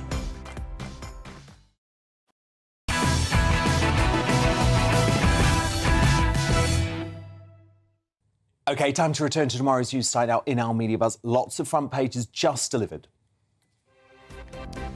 And the Daily Telegraph leads on accusations that junior doctors have been accused of putting politics above patient safety as excess deaths in England almost tripled during and immediately after their first round of strikes in March, according to the ONS. Shame on them. Calvin Mackenzie has a lot to say on this shortly. At last, a leader who knows what a woman is, exclaims the Daily Mail as they celebrate Rishi Sunak, saying that all women don't have a penis, in contrast to Labour leader Keir Starmer. We obviously just played you that clip.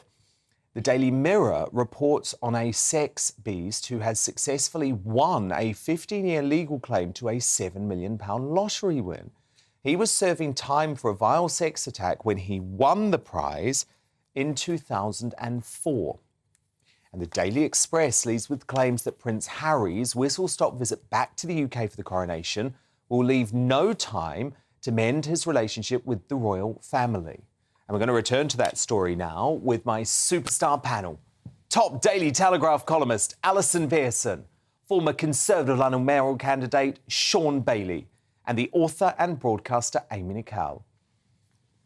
Now, we know Harry and Meghan are loose with the truth, but their excuse for Duchess difficult snubbing the King's coronation sounds like a load of Californian hot air to me. Friends of the couple say her absence comes from a place of, quote, authenticity, respect and love, which, let's be frank, is mumbo-jumbo for not wanting to get booed in public by Brits who hate the way she treated our royal family.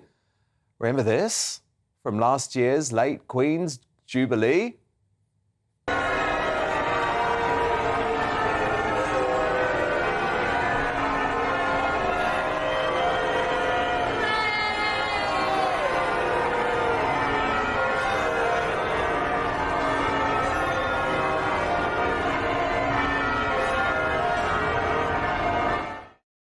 And let me just tell you, that was before the Netflix reality show, which slagged off the Queen's life work, the Commonwealth, and Harry's autobiography, Spare. So it's deluded for the Sussexes to claim Meghan's absence as some sort of olive branch.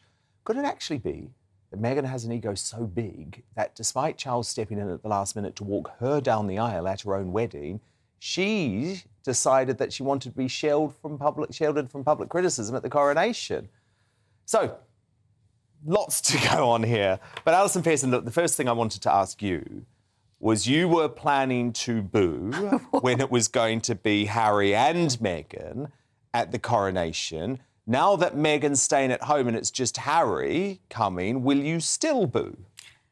Ooh, tough question. I feel deprived, Dan. There were going to be thousands of us in our booing corner. It was going to be great, very, very sociable. I mean, I just can't help laughing at the idea that they aren't coming because of authenticity, peace and love, or also known as resentment, jealousy, and I'm really pissed because Kate would get to wear a tiara and I wouldn't, which I think we know. We know what the motive is, don't we? I'm just boiling over about this, really. I don't understand why Charles hasn't stripped them already of their titles. Yeah. They insulted the late Queen. That Oprah interview took place when Prince Philip was in hospital, was 3 weeks away from death. They caused massive stress to the late Queen, our beloved Queen. We still miss her so much. And insulted William. I bet that the Prince and Princess of Wales are breathing a huge sigh of relief that they don't have to put on a front with, you know, Madame Montecito in there casting a poisonous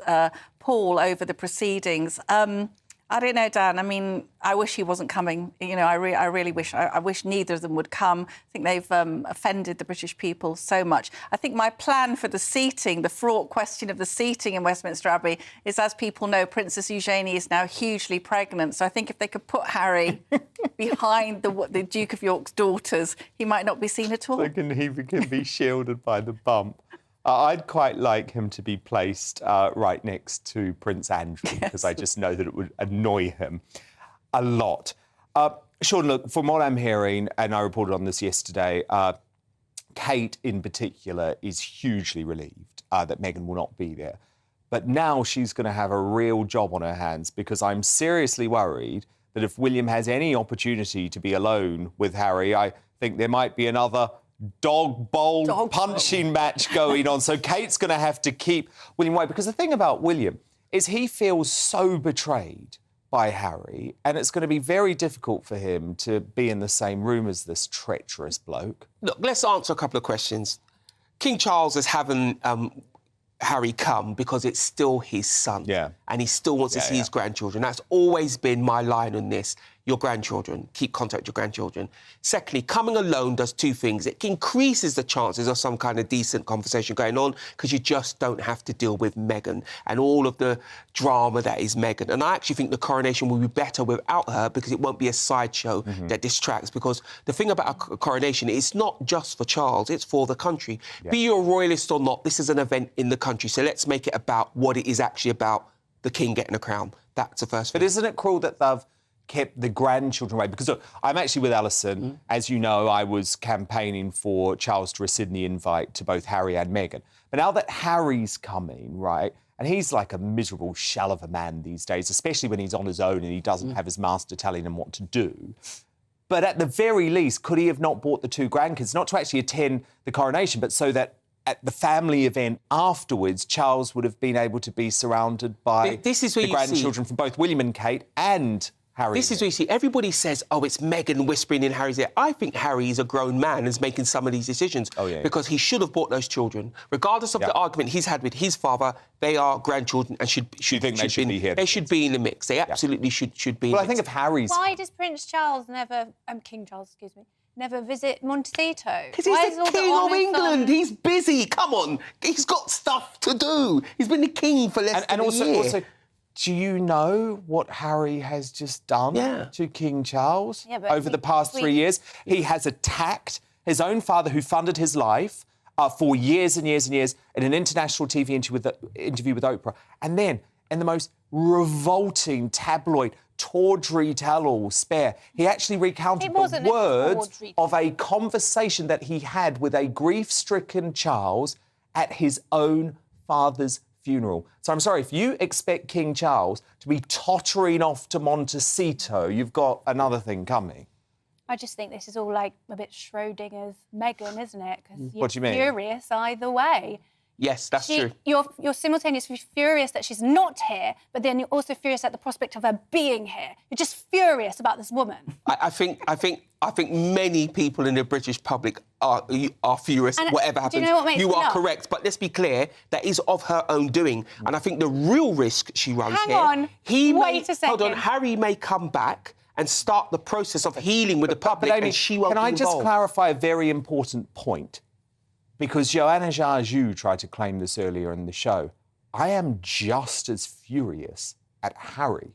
You've got to get them out your head, Dan. It is spending a lot of time and it's not doing you any good. There's a big, not doing anyone any good. There's a bigger picture here. I wrote this week in my Telegraph column saying I'm a monarchist, but I'm not feeling excited about the coronation. The response from monarchists saying that their anti-royalist feeling was growing. This is something that the King has got to really address. A, if he's seen to be pandering to woke causes, and B, being too soft on Harry and Meghan, who are absolutely despised by the bulk of the population. And how hilarious that you say, oh, stop talking about them, stop thinking about them. Look at what they've done over the past 7 months. They want us to be talking about their vile campaign. Look, just think about the fact that the late Queen dies, and rather than letting the family come back together in grief, they spend 7 months throwing grenades and stink bombs from Montecito over to Buckingham Palace. Dan, what has Meghan said about the coronation? Nothing. Absolutely nothing. How is she making it all about her? She has not said a word about it. What we should be talking about is the fact it's costing £100 million of taxpayers' money. Do you want to talk about that in a cost of living crisis? Well, I have no issue with it. But if you do, this is a free speech channel, go ahead. What's your issue That's what I would with like it? to talk about. I would like to talk about that. I would like to talk about the fact that the monarchy you want the first coronation since the 1953 rise to be of Republican cancelled? sentiment within the UK. Can I just say, let me just one little answer to what you're saying. All public events cost money. So, for instance, the American public would have had to pay to send their head of state here, Biden. The other thing I say as well, you have to weigh this up against the amount of money they attract to the country. I'm just giving a bit of balance here because there are people worldwide. London is the most visited place on the planet, and a large part of why people come here is the royal family. However, I am veering back into the realm of wanting to turn Buckingham Palace into Wetherspoons because they are very expensive mascots. Okay. They're overpaid mascots. Amy, it's going to be full of migrants by next year anyway. Yeah, put them in there. Now, look, on a similar theme, Liz Truss has given her first TV interview since being unceremoniously ousted from Number 10. This is with Fox News in America. The former PM talked China, fracking, the need for low tax and a high-growth economy, but she did find time for a little barb. I like this at the Harry and Meghan circus too, so watch all of this. Seeing this trend right across the Western world of more government, higher taxes and more spending. I said in my speech earlier that we're becoming social democracies by the back door, and I don't think that is going to deliver for people. So one of the things I wanted to do is frack in the UK so we could have cheaper energy costs. Our energy costs are currently double what they are in the United States. It's his day. This is about us celebrating the new monarch, and that's what the focus should be on. I'm afraid I think the issues around Harry and Meghan are a bit of a sideshow to that.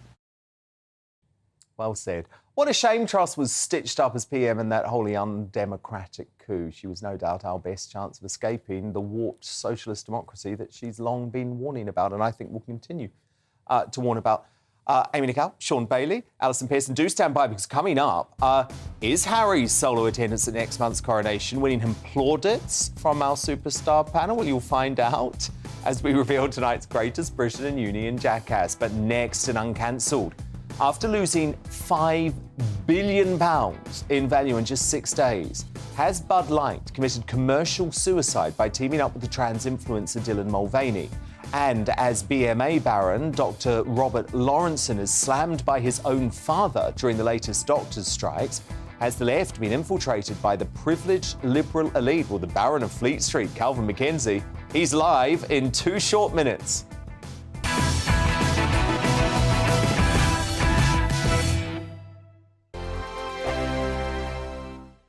First and foremost, I am a GB News fan, and I was before I was working here. Just love the fact that we're asking the questions that a lot of establishment media won't ask. With a bit of a twist, we not only want to inform you, but we want to keep you entertained. It's worth the drive because you get in and the team's all ready and waiting, they're itching to go, and it's a proper little family. GB News is the People's Channel. It's the audience that makes the programme sing. We're giving our viewers and our listeners a voice. I see the thousands of your letters, tweets, emails, you name it, coming in. Britain is broken. How on earth did we get into this mess? But more importantly, how do we get out of it? The establishment had their chance. Now we're here to represent you. It's time for something different. It's time for GB News. I'm very patriotic. I believe in Britain. Our best days lie ahead. Britain's watching. Britain's watching. Join us here on GB News. The People's Channel. Britain's news channel. Monday to Thursday, 9 p.m. till 11 p.m. Join me, Dan Wootton. I'll bring you the sharpest takes and hottest debates. Do you not believe in prison? I don't believe in prison. I'm completely stunned. I guarantee you there'll be no spin, no bias, no censorship. I actually was personally quite offended by it. And no reason to go to bed. So I guess they've always been quite woke. That's Dan Wootton tonight on TV, radio and online. Monday to Thursday from 9 p.m. till 11 p.m. on GB News. The People's Channel, Britain's news channel. I'm Simon Evans. Join me on GB News for Headliners at 11 p.m. What's the scoop? I'll be joined by two of the country's top comedians. That's right. As we take a look at tomorrow's newspapers tonight. We're going to get into trouble. If it's a big story, we'll be covering it. Spill some tea on him. There we go. But we'll also have some fun. I wouldn't stick up a bank. My father didn't love me. So anyway. Headliners every night from 11 on GB News, the People's Channel, Britain's news channel.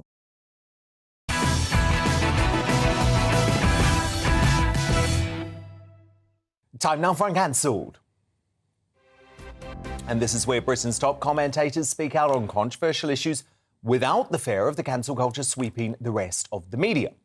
Now, Budweiser's bizarre promo ad for Bud Light beer featuring trans activist Dylan Mulvaney has plunged its parent company, Anheuser-Busch, into its biggest crisis in its 171-year history. So this, let me show you, is the most disastrous ad, I think, commercially in history.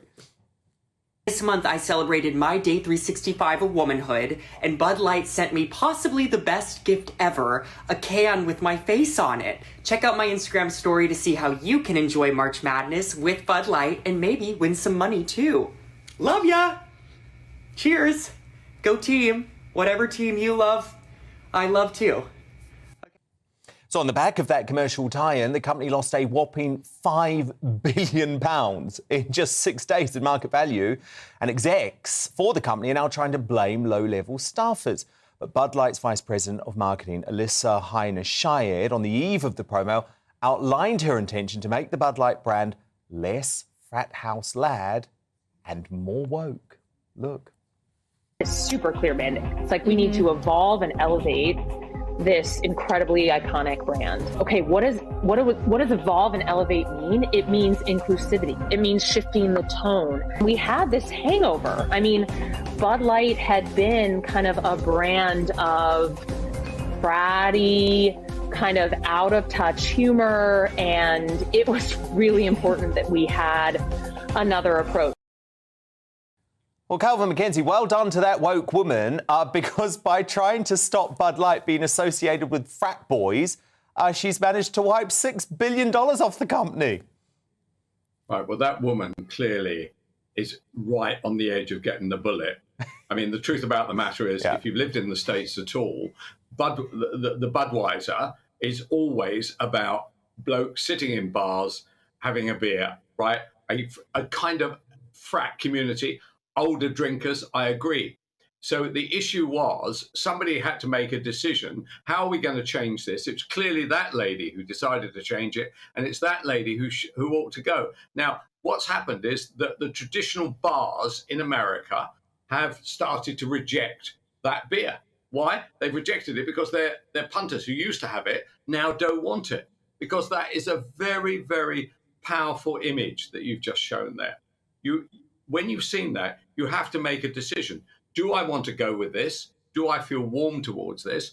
or am I going to reject it? And my sense is that they have made an error. And the other thing is, you're quite right, too, to mention the fact that they now can't find anybody who made the decision that this lady, I'll call her a woman, she wants to be called a woman, that this woman should be put in this position. Isn't it fantastic that they say that they hire influencers at very low levels within a massive successful company like Anheuser-Busch? I frankly don't believe it. When you see that lady there, who was the head of marketing for the company, she was very clear. She wanted to blow things up. She has blown things up, and it hasn't worked. So there's only one person who's got to walk the plank now. She's got to walk the plank. I don't blame Dylan Mulvaney. Why should I blame him or her? She got paid $70,000 for pushing it. That's what she does for a living. Yeah, honestly, if somebody paid me $70,000, I'd push it. OK, fine. But the issue I have about the Dylan Mulvaney thing is that he is dressed up in, Nike sportswear, trying to say to women, oh, but buy these sportswear brand. Well, he doesn't have boobs. He has a penis. So clearly that's highly inappropriate. And with the whole Bud Light thing, the ad was actually quite offensive because he said, oh, I know nothing about March Madness. Well, the whole point of the promotion was March Madness, which is obviously a massive American sporting event. It is sports.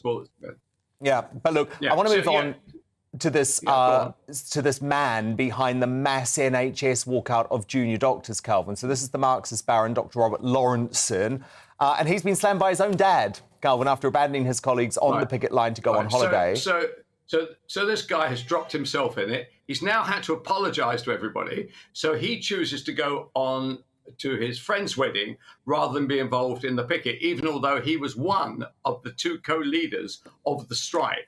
So he's clearly made a terrible error. But the other thing, his father has come out against him as well, pointing out, I'm a customer of the NHS, I pay my taxes, and I don't agree with it. And the other reason he says it, of course, is that he runs a multi-million-pound investment firm.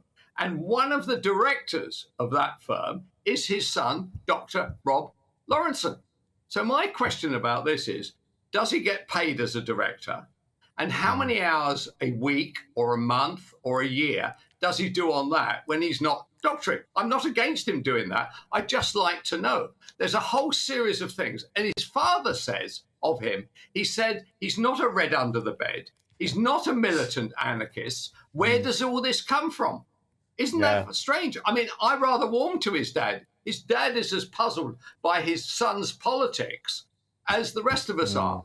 Have you heard tonight that the nurses have rejected that pay offer and that tomorrow they're going to announce it? And so there's going to be more mayhem, more deaths. That point the Telegraph makes tonight is an absolute shocker.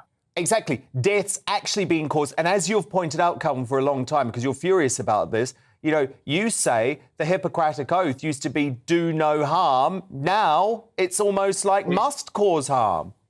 Must cause harm. They don't care. They literally don't care. They're using your pain, especially the older community, your pain for their pay. And do you know what? They actually have the balls, effectively, to say, we are doing the right thing. How can it be right for a doctor or a nurse to sentence a patient to an early death so that they get another 1 or 2%? Do you know what? Western Australia, they can have this lot. Let us try and train up some other people who have no strike clauses in their contract. Let us treat them like we do police officers. Why should police officers not be allowed to strike? And yet the doctors who can kill you or could save you are allowed to strike. It's ridiculous. It should change. And confirmation tonight, of course, that deaths were caused by the last strike. Calvin McKenzie, we will chat Monday. Have a brilliant weekend. Thank you so much, Calvin. But it's time now to reveal tonight's greatest Briton and Union jackass. So back to my superstar panel. Alison Pearson, who's your GB nominee? Dame Mary Quant, legendary fashion designer. She turned a black and white, dreary post-war Britain into Technicolor fun, and Mary Quant invented hot pants, the PVC raincoat and waterproof mascara. What a legend. Total legend, yes, there she is. Sean Bailey, your nominee. All I heard was hot pants, so... You bet too for Mary. My nominee is Bryn Parry, the co-founder of Help for Heroes, who unfortunately passed away after a battle with cancer. He helped so many people in the military world, you know, recovering soldiers, but also to show that soldiers do well when they leave as well, because they provided so much funds for that charity. So, Bryn Parry. And Amy Nicole, your nominee. So mine's an honorary one this week, and I've picked the only lady in the world who manages to wind up Dan more than me. It's Meghan Markle. Whoa. For demonstrating admirable boundaries when it comes to dodgy in-laws and knowing when to say no. If only Harry was able to say no too. But look, I'm going to go with Sean Bailey and Bryn Parry. Help for Heroes, very, very important charity, and a sad loss. Union Jackass time now. Alison Pearson, who are you going for? It's Prince Harry. That's more like it. From cheeky chappy, most popular member of the royal family, to pussy-whipped public enemy. Oh! Amy, what do you think of that? I have no words.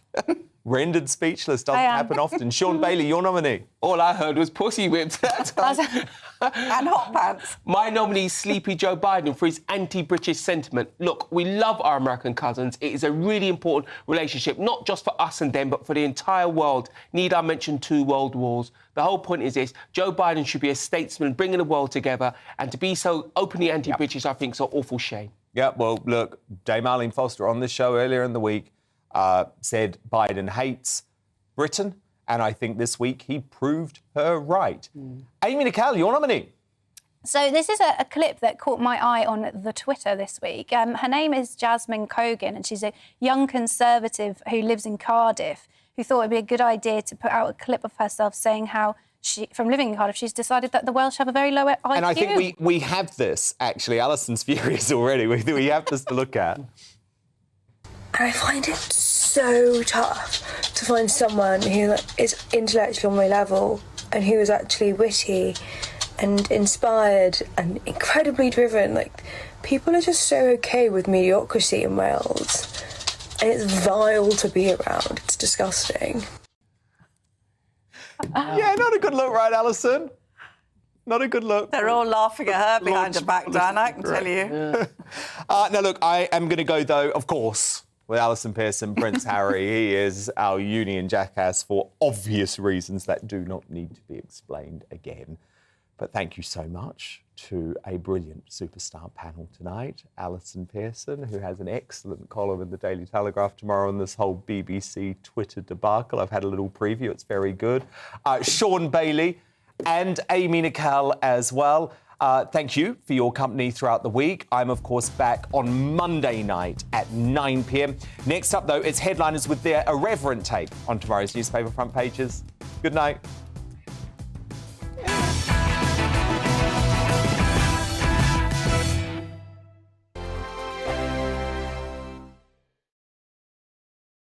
I joined GB News because I was sick and tired of not hearing my views being represented, not just mine, but so many people that I knew and spoke to. I just couldn't get my voice out there. I couldn't say anything. I couldn't do anything. Whatever the narrative was, I kind of had to follow it. GB News is there to provide a voice for those who have been ignored by the establishment media. We think different things. We've got a different style. GB News is here to be optimistic and positive about the future. It's real kind of dynamic and flowing, with the audience very much at the heart of it, like a big family. Here at GB News, we talk about the things that matter to you. Hearing the voices from right across our towns and cities, especially our towns. All sides of the argument represented with a heavy dose of opinion. We're on a mission here to make a difference. And the GB News family really is here for you, and whatever time of day you can watch or listen. Britain's watching. Britain's watching. We're proud to be GB News. The People's Channel. Britain's news channel. Monday to Thursday, 9 p.m. till 11 p.m. Join me, Dan Wootton. I'll bring you the sharpest takes and hottest debates. Do you not believe in prison? I don't believe in prisons. I'm completely stunned. I guarantee you there'll be no spin, no bias, no censorship. I actually was personally quite offended by it. And no reason to go to bed. So I guess they've always been quite woke. That's Dan Wootton tonight on TV, radio and online. Monday to Thursday from 9 p.m. till 11 p.m. on GB News, the People's Channel, Britain's news channel. We are GB News, the People's Channel. And right across the United Kingdom. You can find us on Sky Channel 512, Virgin Media Channel 604, Freesat Channel 216, Freeview Channel 236, and YouView Channel 236. You can also take us with you on DAB+ radio, with the GB News app and at the website gbnews.uk. We're absolutely everywhere. Come join us on GB News, the People's Channel, Britain's news channel. Start the day with GB News. We catch up on all the big stories you didn't hear the night before. And take a look at what the world's talking about this morning. That's right, Monday to Thursdays from 6 o'clock. It's Breakfast with Eamon and Isabel. Straight after breakfast, join us, Bev Turner and Andrew Pearce. We're going to take you through till noon. We'll be tackling the big topics of the day, including the things that the other channels just won't talk about. If it's happening here. Wake up to mornings on GB News, the People's Channel, Britain's news channel. New to GB News is the Saturday 5. Join us every Saturday from 8 p.m. as we debate the week's stories. Right, folks, that was a spicy one, wasn't it? With us four, plus a special guest. Sometimes she has to stick her foot in it. Sometimes she has to say things as they are. Sometimes I think we should keep the refugees and send the pensioners to Rwanda. Then we'd be in a much better state. Well, Benjamin, that is... The Saturday 5. Saturday nights from 8. Only on GB News, the People's Channel. Britain's news channel. I'm Mark White. As GB News Home and Security Editor, I cover those key issues that are so important to you. Our authorities, our communities doing all they can to combat violent crime. With the public services under unbearable strain, why are we still failing to control our borders? Defence, the first priority of any government, has been continually hollowed out. Can we trust our politicians to protect the armed forces? Join me, Mark White, on GB News.